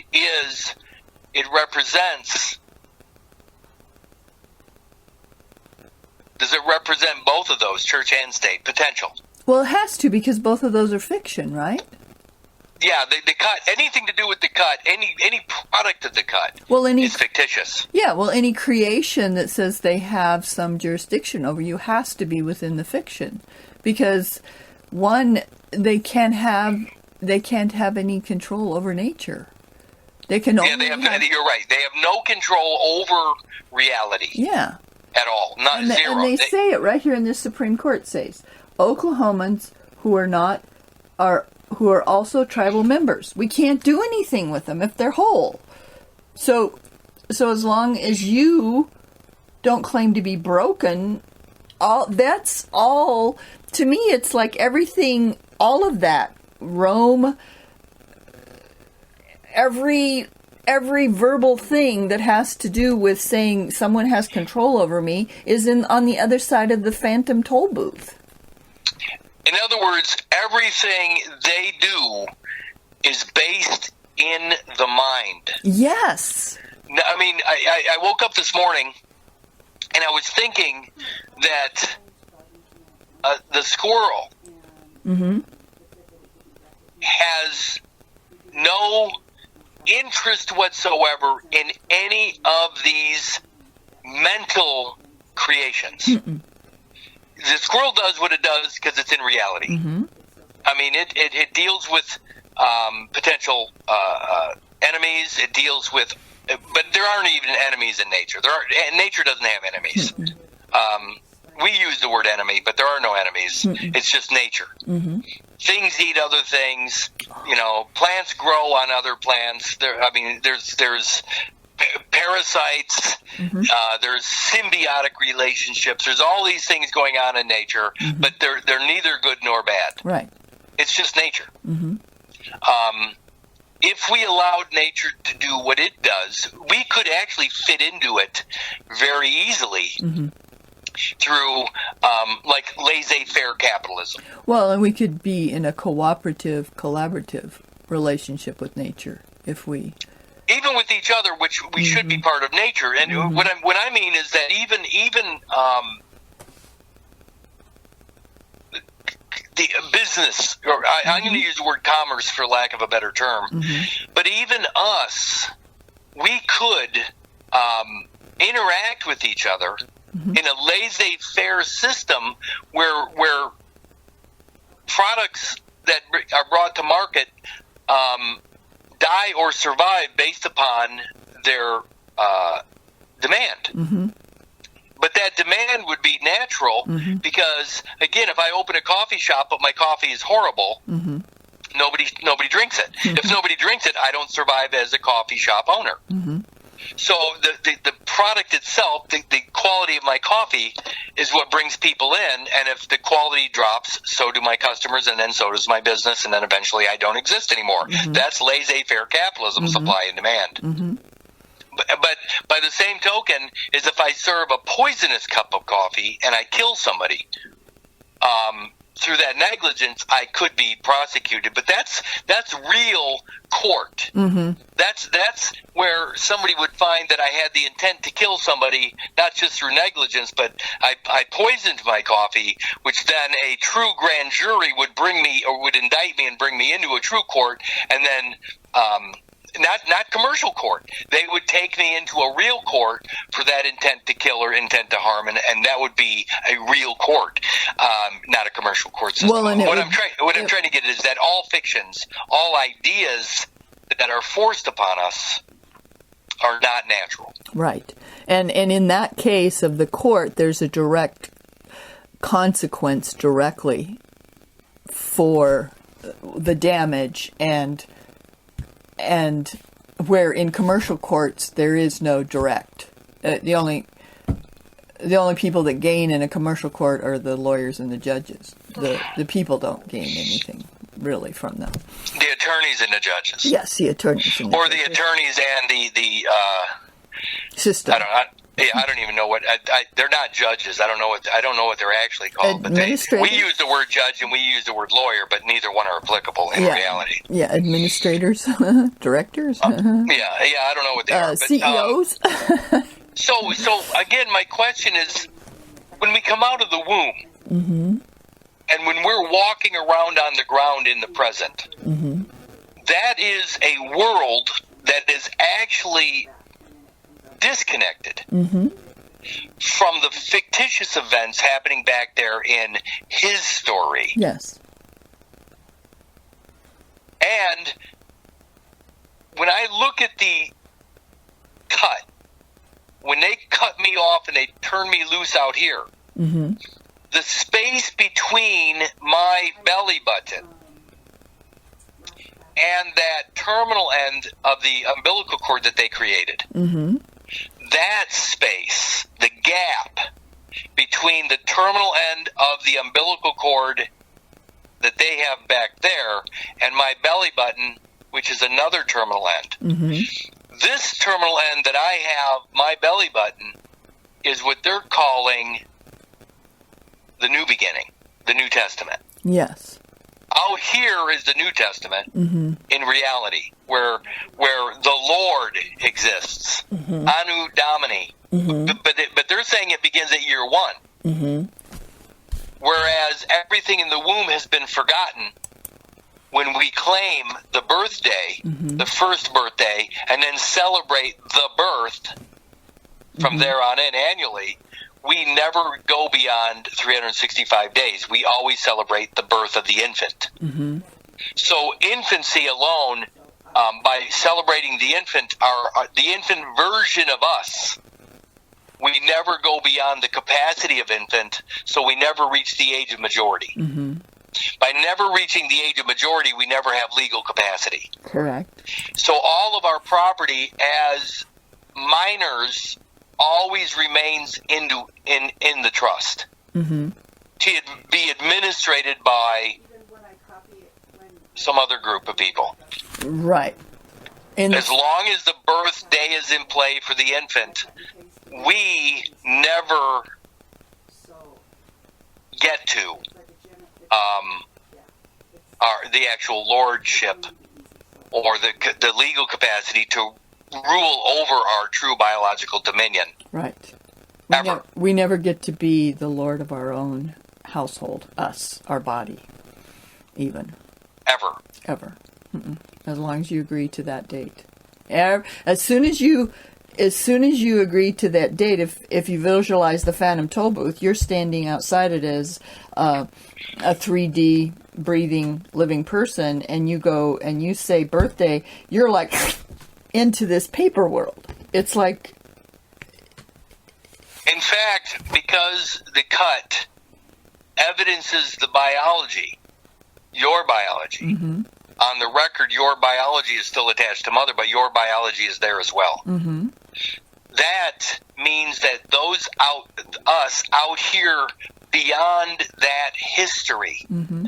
are literally nobody. Yeah. Because they have our biology, our body, our substance on the record, but that substance died. Mm-hmm.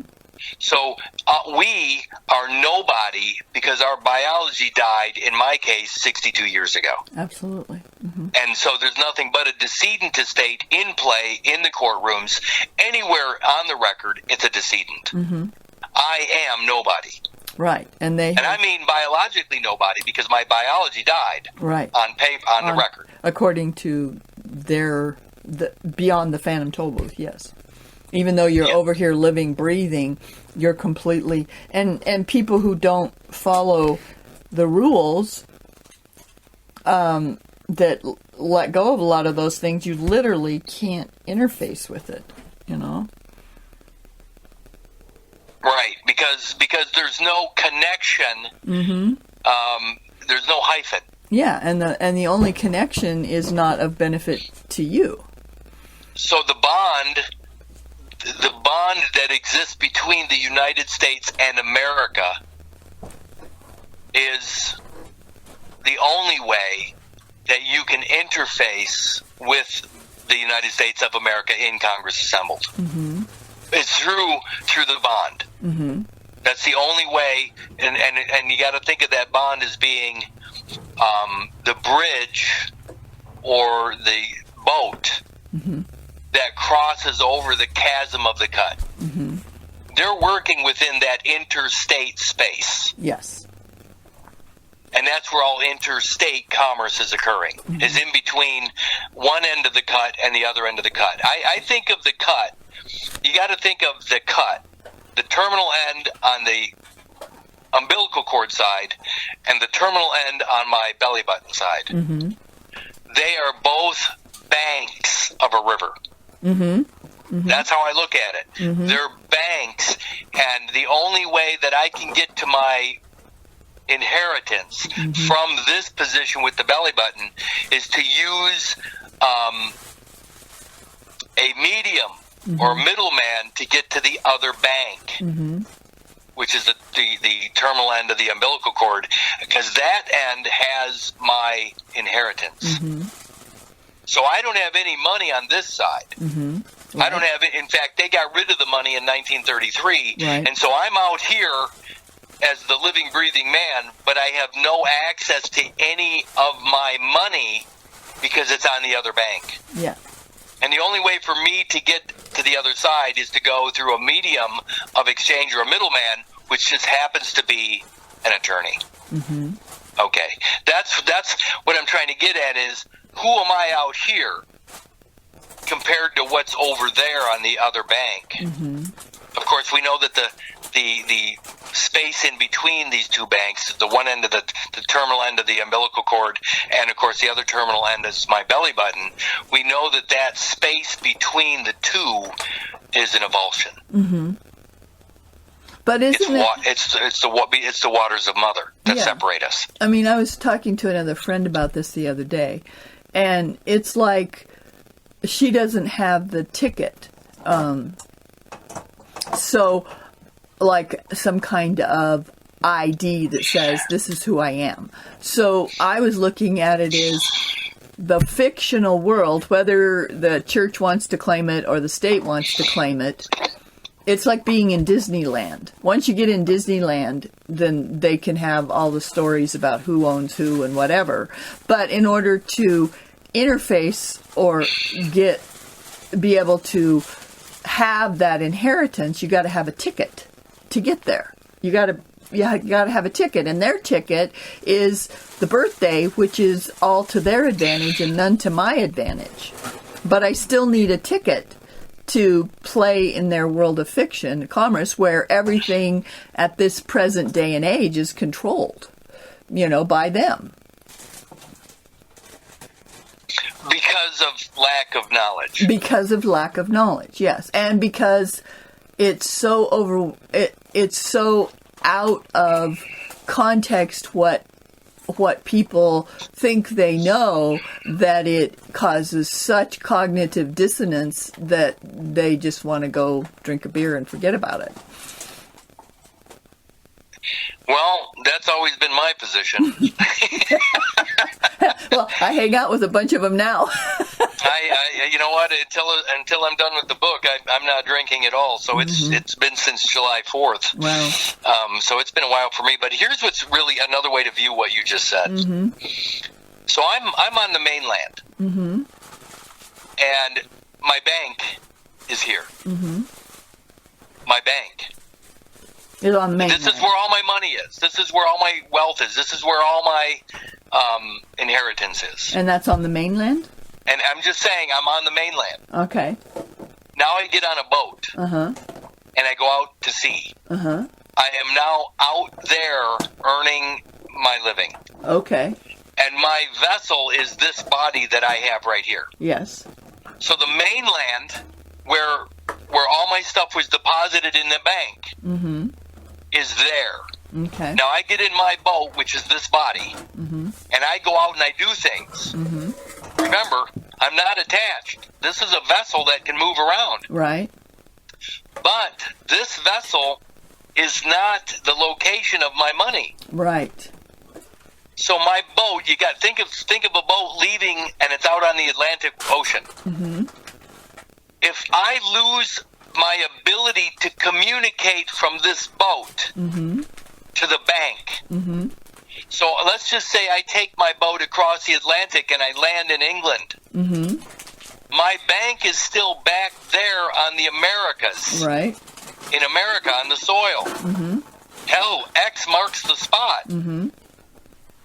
That's where my bank is. It's where my deposit is located. It's where that afterbirth fell to the ground. That's my bank. It's a deposit. Yeah. Now, but I'm in a boat right now crossing the Atlantic, and I land at England. And I go into a pub to drink a beer. But I don't have the credit. Yeah. I don't have any line of communication from where I am in that pub all the way back to America. Right. If I don't have a line of communication between where I'm at presently and where my deposit is, can I pay for the drink? No. That means wherever I'm at. So in other words, I am charging. I am now charging. I'm using credit from back home. When I'm out here, I am charging everything because I don't have any money with me. All my money's back home in the bank. Right. So the bank gives me a letter of credit, and I'm out here in my vessel, my boat, my body, my person, Mm-hmm. Everything I do in my person is away from home. Mm-hmm. This person requires that credit. Mm-hmm. If the line of communication between where I am presently and the location of my deposit is, if it's cut, can I pay the bill? No, and it's cut by claiming the birthday every time. Right. So when I claim the birthday, I can't pay the bill. Yes, I cut myself off from my own ability, my own line of credit.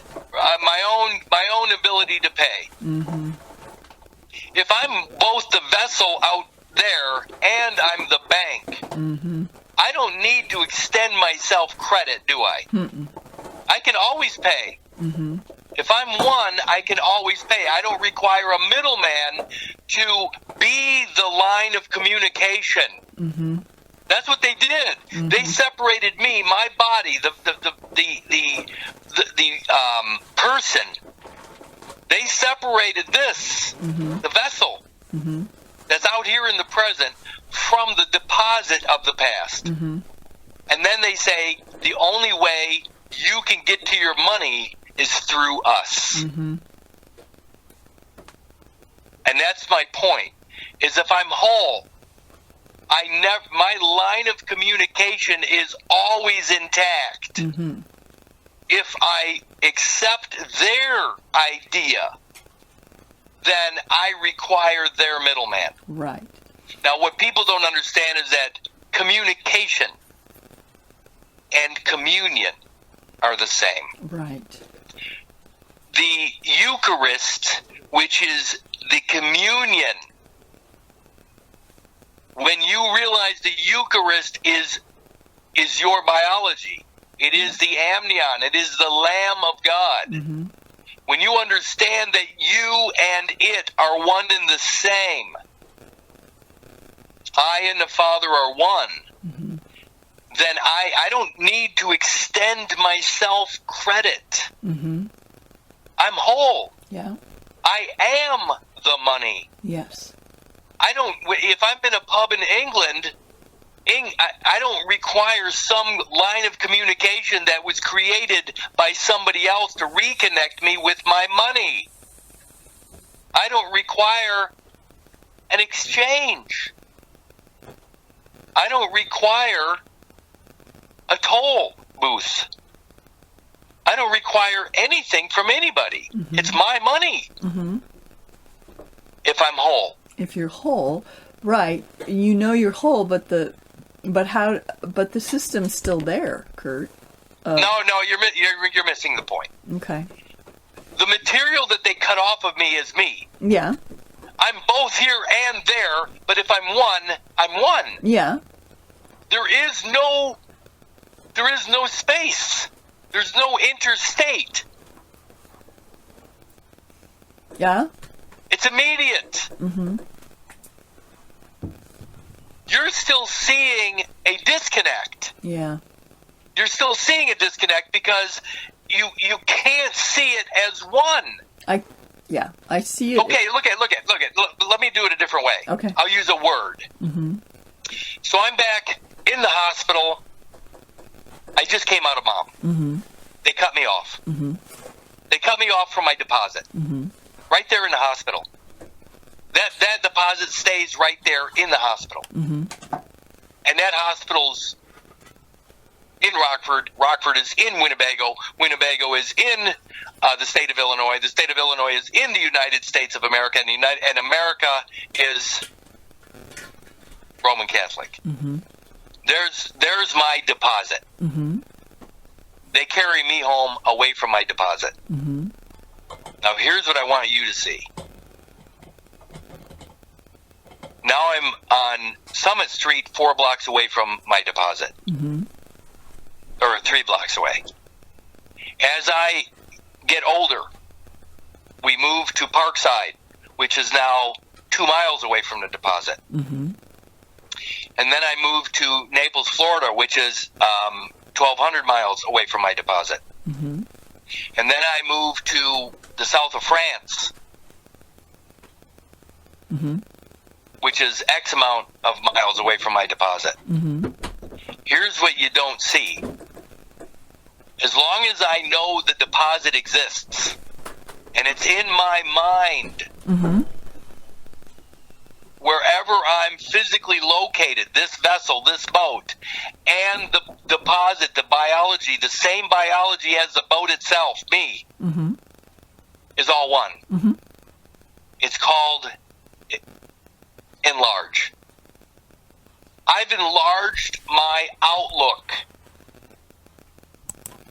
If I just accept the birthday, I never ever go beyond the deposit. Yes. But if I enlarge my outlook to understand all of it as one, Mm-hmm. I've enlarged my outlook. Mm-hmm. What is the definition of enlarge? The first definition is to make larger, extend. Okay, hang on. Let me get to my computer because I was just sitting pontificating out loud. Let me go to enlarge. Let me see what it says. What I want you to see is that I get bigger mentally. Yes. I evolve mentally. Yeah, I get that. Okay. I get it. I really do see that. I guess where I get stuck is when I'm out there in the public and No, you're never in the public. That's my point. Okay. The public is separate from reality. Okay. The public is fiction. You can never, ever go into the fiction. That's true. That's absolutely true. Let's see. Where's enlarge? Did I say enlarge? Mm-hmm. Enlarge in Marion. Okay, so let me go to enlarge. Because you're expanding consciously Mm-hmm. to include all of your being, your supreme being. Yeah. That includes all of your biology, but by knowing all of your biology as one supreme being, that's only one. Mm-hmm. It doesn't matter how far away from that deposit you get, it's with you. Yes. Yes. It's always with you. Mm-hmm. You don't need to go between you and it because you're never separated from it. Yes, I agree completely. But you're still accepting, you're still believing that you can't do anything without their middleman. That's the problem right now. Yeah. Okay, because that's what it looks like. Mm-hmm. But you just told me that you've seen a card that has the word sovereign on it. Mm-hmm. Mm-hmm. That's going to change things. Yes, I agree. Okay, enlarge, to make larger, to extend, Mm-hmm. To give greater scope to expand. Mm-hmm. What does number 3 say? To set free. So, if you could always pay, Mm-hmm. because your money was always with you, Mm-hmm. you would not require a bond. No. The bond is the reconnection back to the deposit. Mm-hmm. That bond is bondage. Yes, it is definitely bondage. So when you enlarge the scope mentally Mm-hmm. to include the deposit that has been physically cut off of you, Mm-hmm. when you enlarge that through your sound mind and memory, Mm-hmm. you don't require the birth certificate that is an aid. It's a memory device. Yes.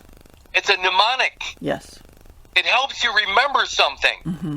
But you don't need help when you know the truth of the matter is fertilization. Right. Mm-hmm. So when fertilization's in play, do you require a middleman? No. No. So the character that they created for you, Mm-hmm. there's no more war. It is your property. Yes. Yes. That's what I'm getting at, is people keep thinking that they're waiting for somebody to give them something when it's already theirs. Yes, I agree. It's already yours. Mm-hmm. So the only thing we have to do is establish the connection between fertilization and this present moment as one. And if it's one, we've enlarged the scope of we've actually identified our sovereignty. Mm-hmm. Because you can't be sovereign and be cut apart or broken at the same time. No. Sovereignty implies wholeness. Mm-hmm. And when you're the sovereign, remember that is immunity. Mm-hmm. That's immunity from confiscation of property, Yeah. which includes your energy, which includes everything your energy produces, including money. Mm-hmm. So again, I know what it feels like, because we've never known anybody that got to this point. Mm-mm. And all we do is witness everybody struggling through the cut. Mm-hmm. And that's what we're doing, and we're all being punished because of it. Mm-hmm. Even the prodigal son, he's eating with the pigs until he goes home to father. Yeah. All that implies is I and the father are one. Mm-hmm. When he goes home to father, he has all of the inheritance available again. Yes. But he has to go home to the zygote. He has to go home to the unification of him and his origin. Yes. It doesn't mean you have to argue the maternal afterbirth. It just means that you have to know what makes you whole. Yes. Because when I know what makes me whole, which is all of the biology from fertilization to this moment, and they attached the maternal dowry to the placenta.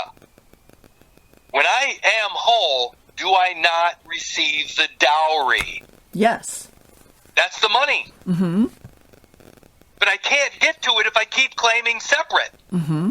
It's not mine. I need a middleman to get to the dowry if I don't know my godly origin. Mm-hmm. This is not what you think it is. It's already true. Yes, it is already true. But you're still thinking, I can't do it. I'm thinking that the person at the pub wants something for his beer. Right, and you give it to him. Because You're still thinking it's separate from you. If I give somebody a Federal Reserve note, you're still believing that the Federal Reserve note has a debt attached to it when it doesn't for me. Got it. Okay. You're still struggling with the idea of all these fucking morons out there that tell you the Federal Reserve note is for debts, all debts, public or private. Mm-hmm. You're still thinking along the lines of what everybody else is telling you. Mm-hmm. When in fact, it's mine. Yeah, got it. If it's my energy and it's private all the way back to fertilization, then it doesn't matter what everybody else believes. Right. Because it's mine. Mm-hmm. And it's mine alone. It's within the dominion, my dominion, within my authority. Mm-hmm. So you can claim anything you want, but when you get to the truth, it doesn't matter what everybody else is saying, or thinking, or believing. Yep. And I get this all the time. Well, Kurt, how do you go buy a loaf of bread at the store? I fucking get in my truck and I go to the store. Mm-hmm. How hard is that to understand? Yeah, but you're using Federal Reserve notes. I don't care what you call them. I don't care about that. No. No, but Debit, you're still thinking you can't do anything. That you're still within their world. I can feel it. Yeah, you're right. You're right.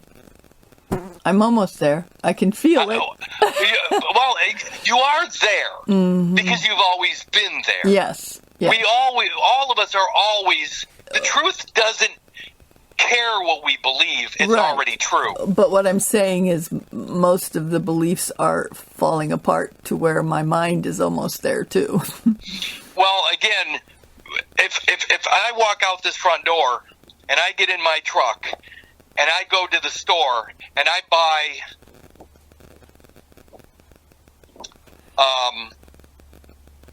what am I going to go buy today? I am going to actually buy something. What am I going to buy? I'm going to the liquor store today, but I'm not buying alcohol. I'm buying hop water.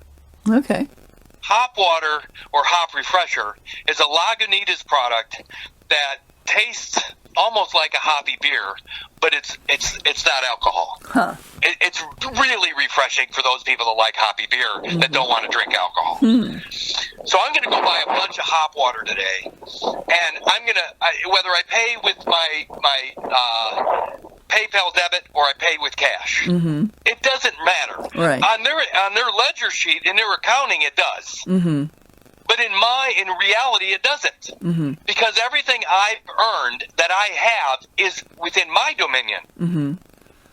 They don't have any say over what's actually mine until I allow it to become part of the collective. It's not part of the collective. It's private. It's always private unless I fail. And the word fail is connected to the word cut, which is an oxymoron to say it's connected to anything. Right. But the word fail is to not reach completion, and when they cut the cord, that's an abortion, and that is a failure. Yes. And so again, as long as I keep believing that the birth record or live birth record or the certificate is evidence of anything, if I believe any of it, I failed. Yeah. And that's an affront to God, because God is act of creation, and creation begins at fertilization.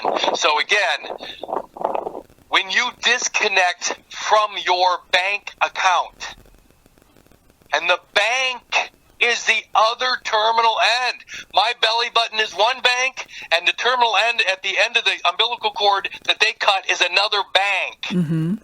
Between those two banks is where they are working. That's the interstate commerce. Yes. Yep. But what if I'm whole? Then there are no banks. There's no banks. I'm sitting in a pub in England, and my bank is with me. I have access to all the money in the world. And if I'm using a card that they're calling credit, ultimately there won't be a number at the other end of the card. Because it's connected to the present. To the present. Yeah. It's not connected to their community. I don't have to jump through jurisdictional hoops in a fictitious realm. I just have to make sure that I'm earning something in reality to cover that. Yeah. I can't take anything that's yours. I can't take anything I haven't earned. But what I do earn, what goes into my account, is what I've earned. I know it. They know it. There's nothing unearned about my existence. Yes. I will go without before I take something that doesn't belong to me. This system is communal. It is a communistic system. It is a socialist. It's a socialist system. It's where everybody believes they're entitled to other people's energy. Right. I don't. I agree with you. So if I don't have anything in the bank, if I don't have any money at my end, I can't get anything. But as long as I can get something, I can get it, but I have to earn it. I welfare state and all that shit, as far as I'm concerned, bye-bye. Nature doesn't have it. There is no welfare state in nature. And I don't believe in it. I'll help people, but not legislatively. Oh, absolutely. Not legislatively. No. So I don't even want to consider that shitty ass system to where there are people acting as proxies or in my stead supposedly that are working for the greater good. Not interested. So. No. I can feel it. I know what you're talking about. Almost everybody would be there. But once you see it all the way, you realize that there is no space. There's no space between you and another bank, because there is no other bank. Your energy is all in one place. As you enlarge your mind, or the scope of your mind to include the original bank, that money is always with you. They keep trying to separate it. Yes, that's true. A fool and his money are soon separated. A fool and his money are soon separated.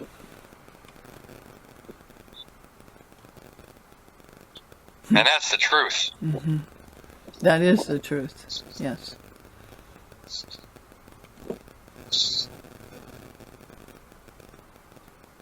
So, now what? Does that make sense? It makes complete sense to me. It's hard. I know it's hard. It's hard because it's all or nothing. Mm-hmm. I mean, if you still allow the cut, you cannot be alive. Mm-hmm. You can't be here and there. You can't be historical and present. Yeah. You can't be both. And if you're present and unbroken and always present and have been present, then everything that you've ever done energetically is yours. Yeah. It doesn't belong to anybody else. Ever. The irony of it all is that I actually probably lived that more for the first 40 years of my life.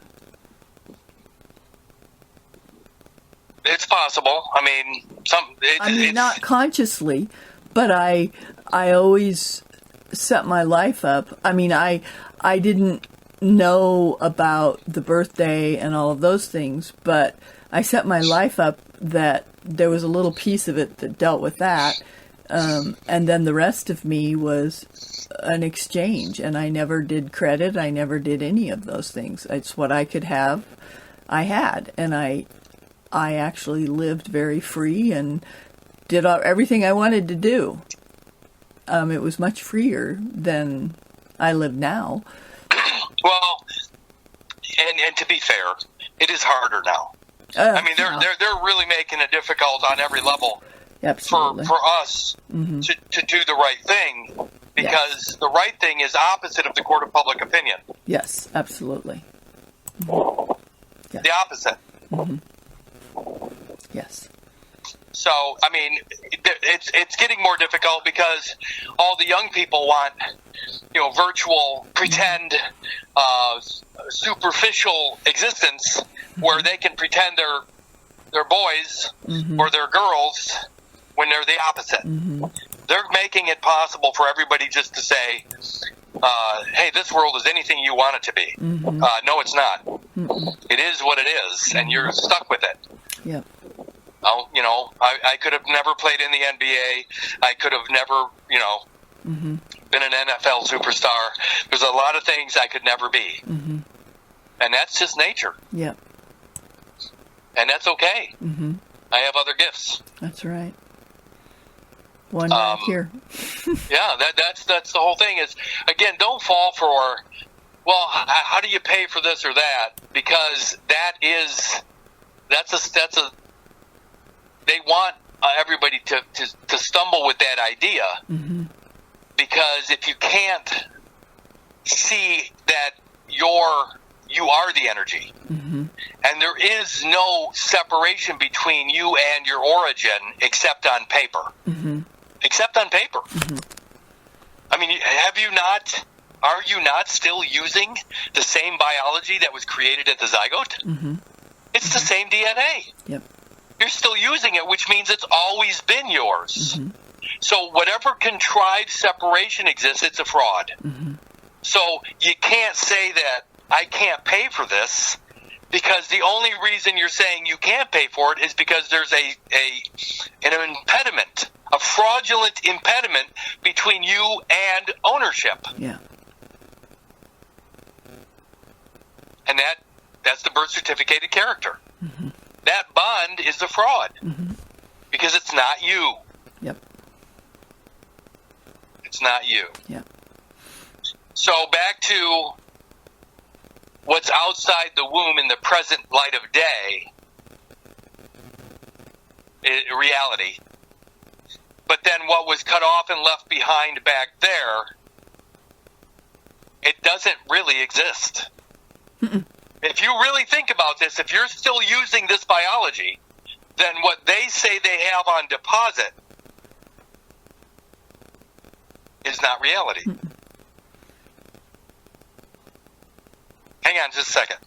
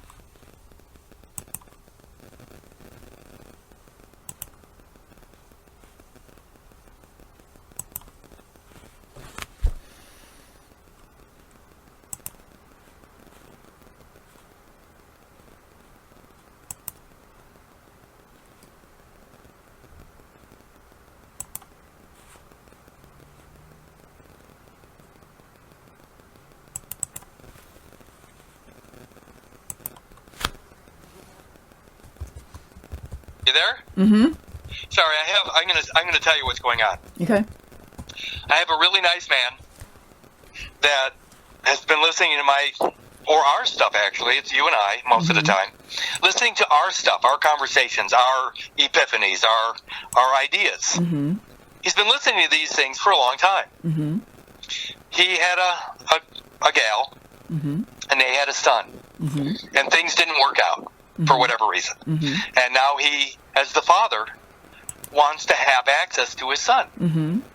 And it's been made difficult, but he's in court today. Mm-hmm. But he's in court doing things our way. Mm. And he just called to tell me that court's in recess. And because of what he has written based upon these ideas, or the truth, I should say, John 8:32, they recessed the court and said that they're going to come back together at the end of the day when nobody else is there. That's really what's happening. So they want to talk about this, but not when anybody else can see it.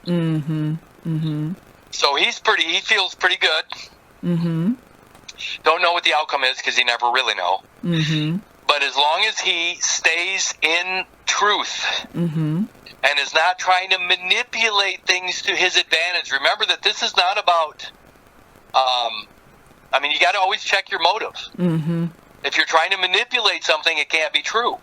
Just let the truth do what it does, and that includes paying for the bread at the store. That's not an extension of credit. Just because I'm using a PayPal card, the only money in that system is money that is deposited there for me for something for a value exchange of energy. That's the only reason there's any energy in that card. Yeah. It's not because it's an extension of credit. That's a debit card. That means that only what's in there can I use. Yeah. That's not an extension of credit. So, it's a little. I switched over because I knew it was him. Otherwise, I don't do that. I just wanted to make sure he was okay and everything was going, in a positive direction, which it sounds like it does. He'll call me later today. But yeah, again, one thing I'm learning more than anything is that there's nothing I can do except lay out the truth. That's it. Nothing more. And if a court rules against the truth, then that court is acting in fraud because you can't rule against truth. Right. Without, raising a lot of flags. So we'll see what happens there. But yeah, I had to let go of a lot of stuff, and I still do to this day. I have to let go of everything all the time because every day I learn something new too. That McGirt thing today blew my mind. Things that you were bringing up, because you can feel it, but you don't until you hear it, or until you see it for yourself, which obviously we did. The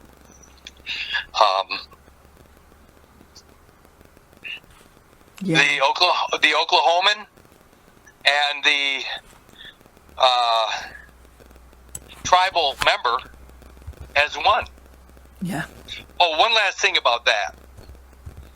What I learned also was that the word nation, you can, through the definitions, you can connect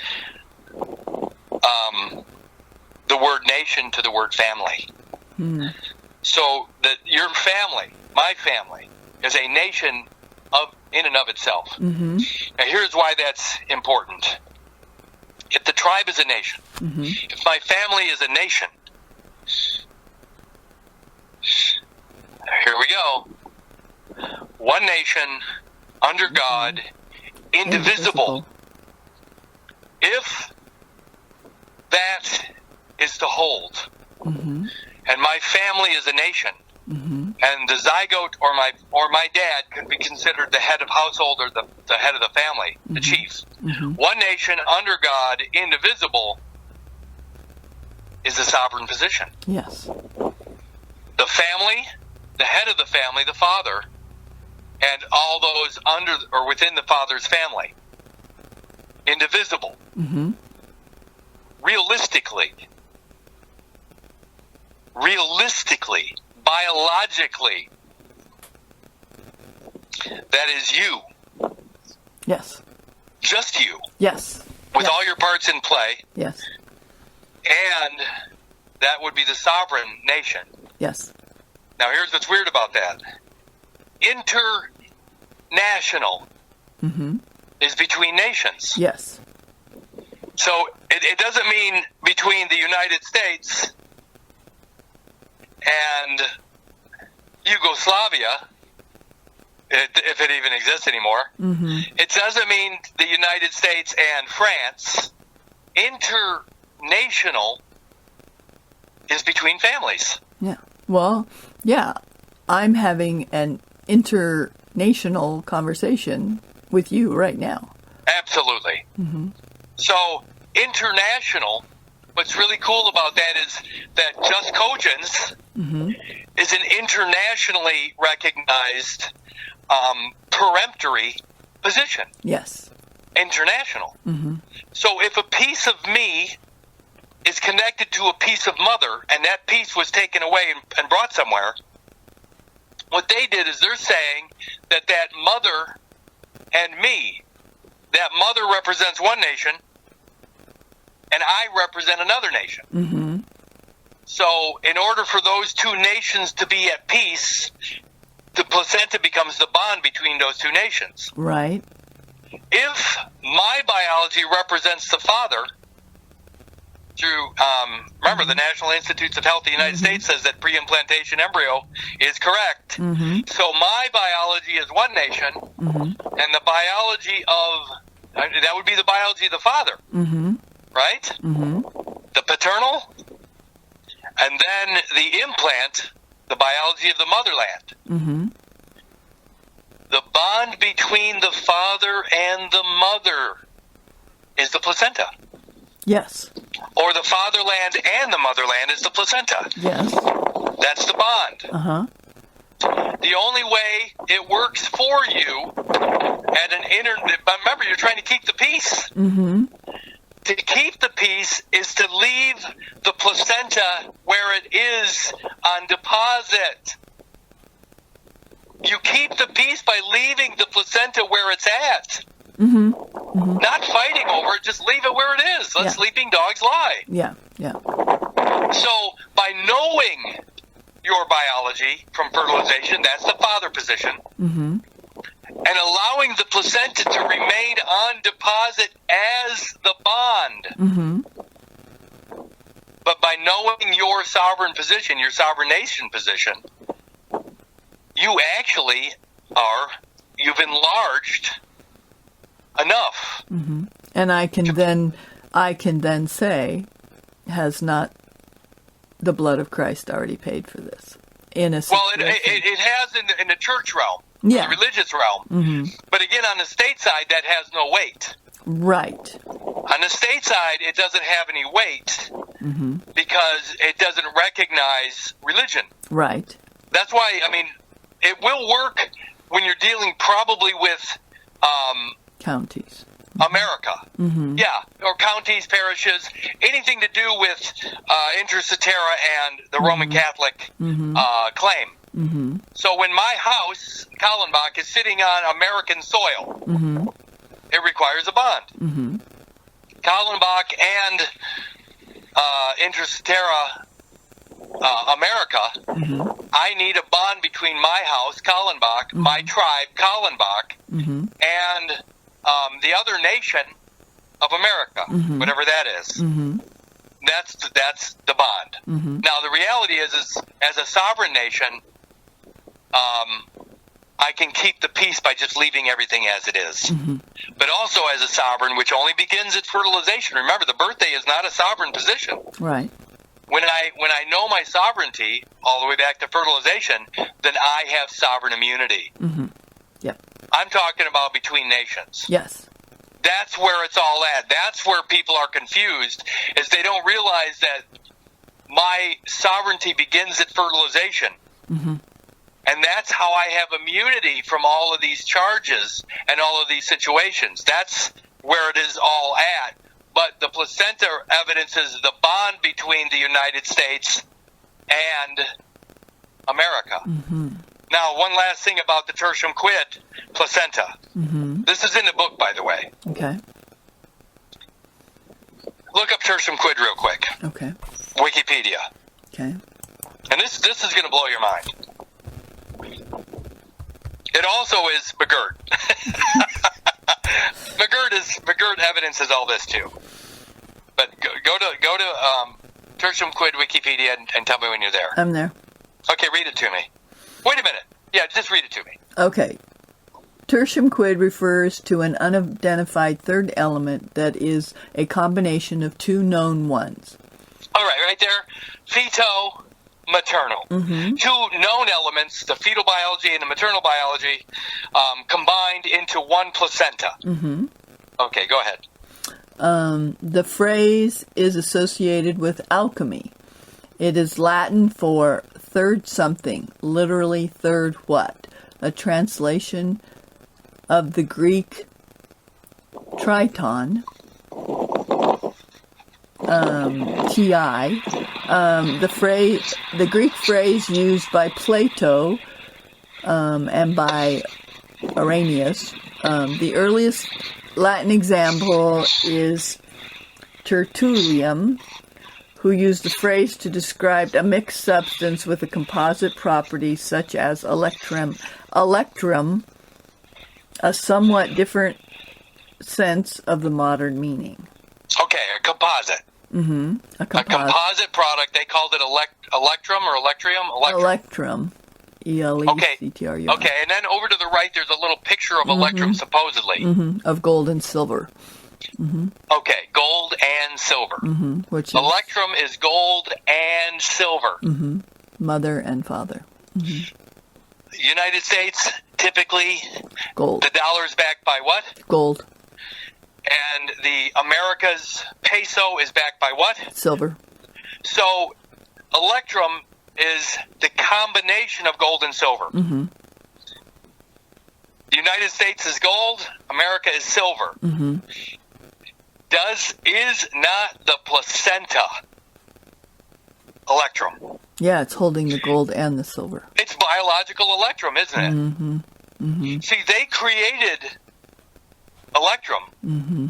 Whether it really exists or not, I don't know. Mm-hmm. But the placenta is a composite. It is made up of the fatherland gold, United States, and the motherland silver. The placenta is electrum. Mm-hmm. Wow. It's biological electrum. Mm-hmm. It's amazing. Yeah, wow.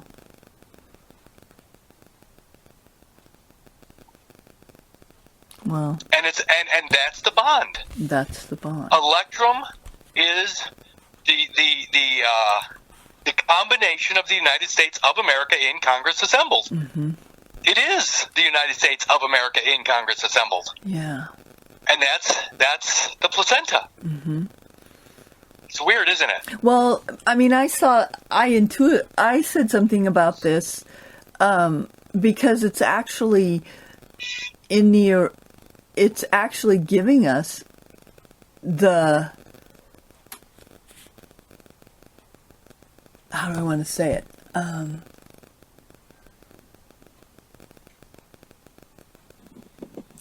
I can't say it in words right now, but I get it.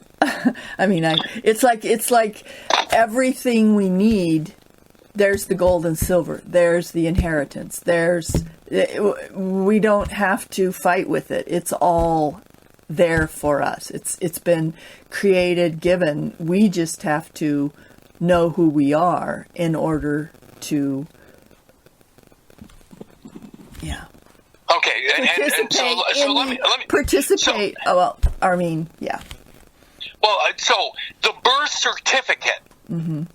which evidences the placenta mm-hmm. on deposit, mm-hmm. the paper birth certificate, mm-hmm. they even call it a bond. Mm-hmm. The paper birth certificate represents the placenta. The placenta is the feto-maternal. Mm-hmm. The feto is the paternal side or the gold side of the United States. Mm-hmm. The maternal is the silver side of America. Mm-hmm. The birth certificate evidences the gold and silver bound together as one thing. So the birth certificate is electrum. Yes. Yeah. It is electrum. Mm-hmm. Mm-hmm. And they can exchange between gold and silver by using that certificate bond. Got it. It is electrum. Mm-hmm. Mm-hmm. They even call it alchemy. Mm-hmm.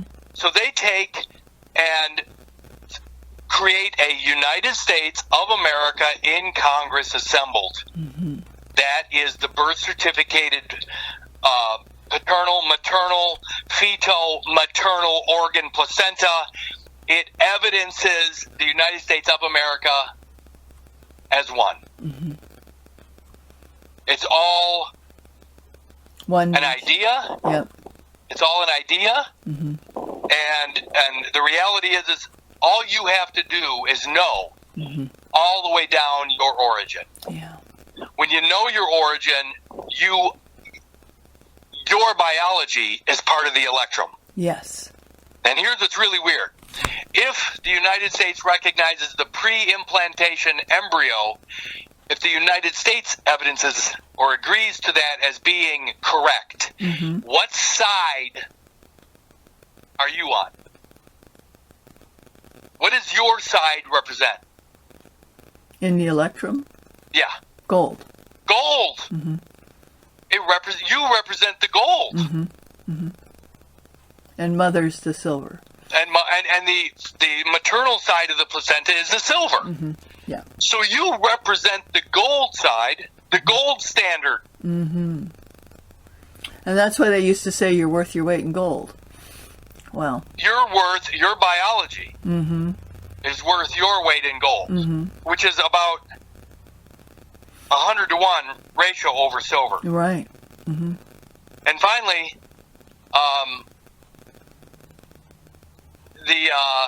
if you really want to look at it in a strange way,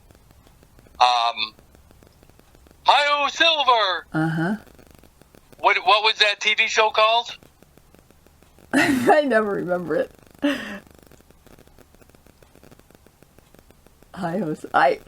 Just type in Hi-Oh Silver. Okay. It's stupid that I can't remember that one. or Tonto. Yeah.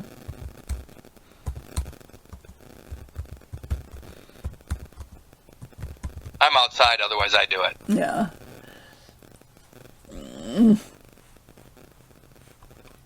The Lone Ranger. The Lone Ranger. Mm-hmm. What did you have there? You had a masked white cowboy. Mm-hmm. You had a Native American. Mm-hmm. And you had the horse. Silver. Silver. Mm-hmm. So silver is the mother. Silver is the horse that you rode in on. Mm-hmm. The horse you rode in on is also the mothership. The mothership. Mm-hmm. So you rode the wall of the uterus, the Mm-hmm. horse. Mm-hmm. The horse you rode in on is the mothership. Mm-hmm. That's silver. Mm-hmm. The Native American is the part of you that fell to the ground. Mm-hmm. Or that was attached to that motherland. Mm-hmm. Mm-hmm. The masked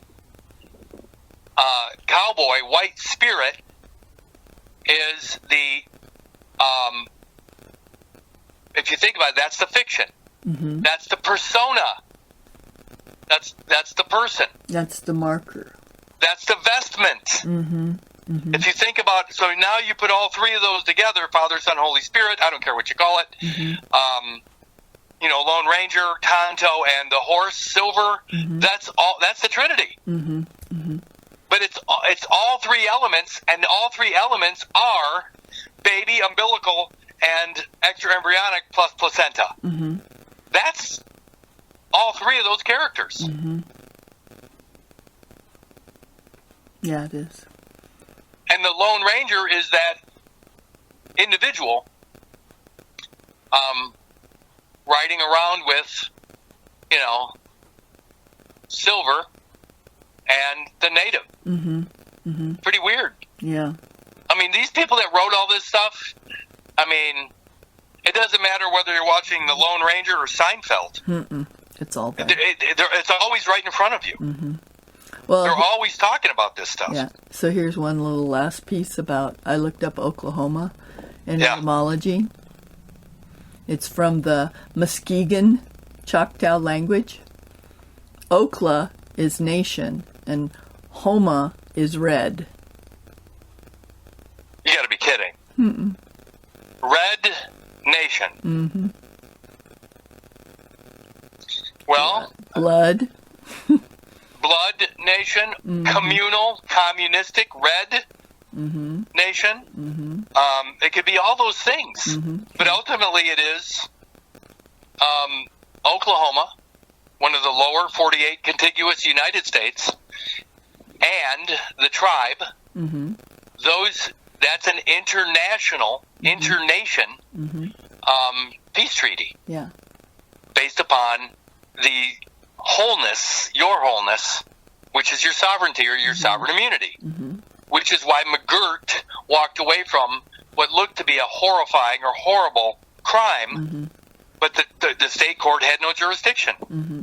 But don't you want to be in a position where the state courts have no jurisdiction? Absolutely. I'll take the United States of America Article 3 courts every day, all day. Absolutely. Every day, all day. Well, and it's, I mean, just the fact that it's in the definition of the word Oklahoma is nation and red. And if I'm one nation under God, indivisible, and part of what keeps this nation here moving is blood, red blood. Isn't it right. interesting that they had this court case in Oklahoma? This never ends. It never ends. And it never will. Mm-mm. No. Because, I happen to agree with the international aspect or the ability to do my business across boundaries. Mm-hmm. I don't want to have to go through a character mm-hmm. that is not my property. Yeah. But if I have something on deposit that gave rise to that character, mm-hmm. but is still within my sovereignty, mm-hmm. I don't have a problem with that. Yeah. You see, people don't understand that once you're all the way back to fertilization, then your sovereign position is also your immunity. Right. It's your immunity. Well, and it's also your electrum, too. It is the electrum, your electrum. My electrum. It's your electrum. Yeah. It doesn't belong to anybody else. Mm-mm. Mm-mm. No, this is pretty cool stuff. Well, and again, go ahead. Well, it's also, when you look at the word Lord uncapitalized, it's just the master of the house, the ruler, the father, it says the feudal lord, superior husband, but it says one who guards the loaves. The loaves? The loaves, Loves. And isn't that the substance? Yes.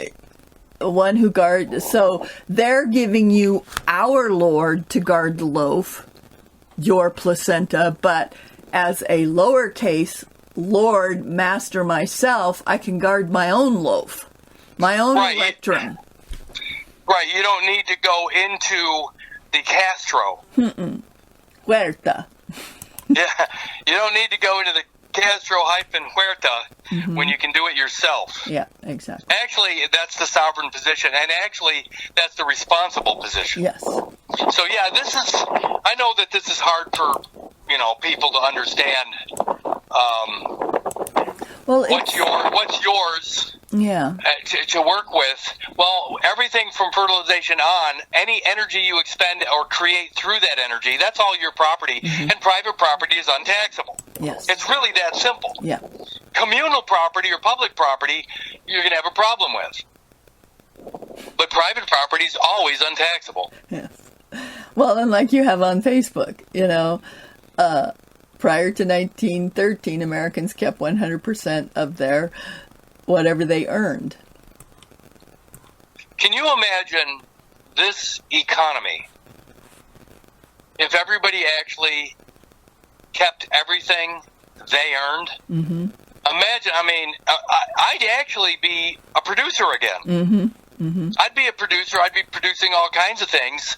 I'd be creating more companies and more jobs for other people that are not necessarily producers. Mm-hmm. But I would be doing all that if you gave me back my property rights. Mm-hmm. Well, I'm not interested in communism. Right. Well, we used to when my partner of years ago, he used to work for an oil and gas company, and it was a small company. There were like maybe 7 or 8 people that worked. He did surveying. There was one other person that went out exploring, and all the rest of the people in there, in that company, the 6 other people, were the only purpose of their jobs was to fill out government paperwork. And You got to be kidding me. No. And we started thinking of just downtown Denver. If you took away all of the people that worked in companies that dealt with the taxes, and all the government regulations. So there's all these government regulations that you have to fill out for oil and gas, just annually, quarterly, all those kind of things. We started thinking, if all of those people no longer were necessary, the whole economy of Denver would fall apart. Because probably 75 to 85, maybe 90% of the people working down there were actually the companies paying them to fill out paperwork for the government. Now think about that. Think about the money those guys could keep if they weren't employing all those people. Exactly. But remember, since 1933 and FDR's New Deal, what did the New Deal do but create a make-work society? Yes, exactly. In other words, they're just finding ways to put people to work, but the reality is if they didn't work there, they'd be doing something else. Mm-hmm. Well, and if they weren't doing something else, if their parents weren't feeding them, they wouldn't exist. If they didn't exist, there'd be one less mouth to feed in reality. Mm-hmm.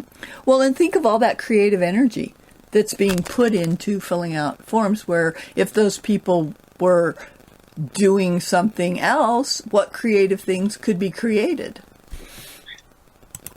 Yeah, that's the whole idea, though. The make-work society has destroyed the incentive also by taking away from the producers to give to those that are filling out forms or sitting at home doing nothing. Right. See, that's where I lost interest. Mm-hmm. I lost interest in participating where all my shit's going to be taken from me, or, well, my incentive was removed. I did too. I mean, every time I created something, I made a polar fleece hat that I sent to the world market, and it has since been duplicated by other people, but I created it, I sent it there. But as soon as I started looking at all the rules for business, for filling out, being able to create a production company, all of those kinds of things, I created unique gift cards, and I was selling them in lots of different stores. But when I went to make it bigger, where I couldn't produce all of it and I wanted to go to a next step, it was so insane. It made me so mad that I just said, I don't want to have anything to do with this. Right. I don't either. I don't want anything to do where I have to ask permission. Listen, I'm not here to hurt anybody. Mm-mm. I'm certainly not here to trespass, but I have no interest whatsoever. Yeah. In asking permission to create. Yeah, I would just, well, and then I watched my sister try to do it, and all the trouble she got into. Right.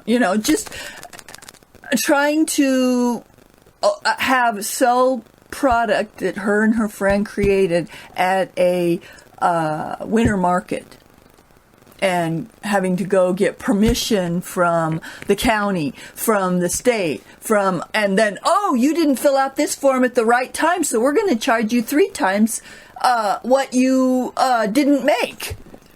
but then we'll be benevolent and forgive it. And I'm like, really? Fuck you all. Yeah, not interested. Never. I'll never participate in that system. I'm not interested in asking permission to live my life. Yep. So I have to say one thing about living around small towns is you meet a whole lot more people like that. I mean, especially in this town that I'm in now, I mean, so much of it is actually cash based right now. So. Well, and I think what's going to happen too is that it's going to pop up. Cash will end up being the new thing, and all the credit shit. You know what? I don't want credit from anybody. Although it looks like you're stuck with it when somebody transfers funds, but it isn't, because in my world, there is no credit. Yeah. There is no credit. I don't extend credit to anybody. So, and I never will. And finally, I'll say this, is I don't trust anybody. I will never trust anybody ever again with anything of mine, ever. Yeah, well. Because they don't really have my best interest, and that's something people need to get out of their heads. There is nobody that cares about you or your life but you. And I have to say, including your family, because I know about having a trust within the family and being excluded because I have a different opinion than some of the other people in the family. And it's like I have no access to the family farm because it's in a trust and it's being trusteed by somebody who has a different opinion than me. So therefore, I have no right to even walk on the property anymore. Oh, well. And it's 1/5 legally mine, or 1/6 legally mine. But it's irrelevant because someone else has control over it as a trustee, just as, as long as I... But, that's what I'm saying. I agree. I don't... Trusts are...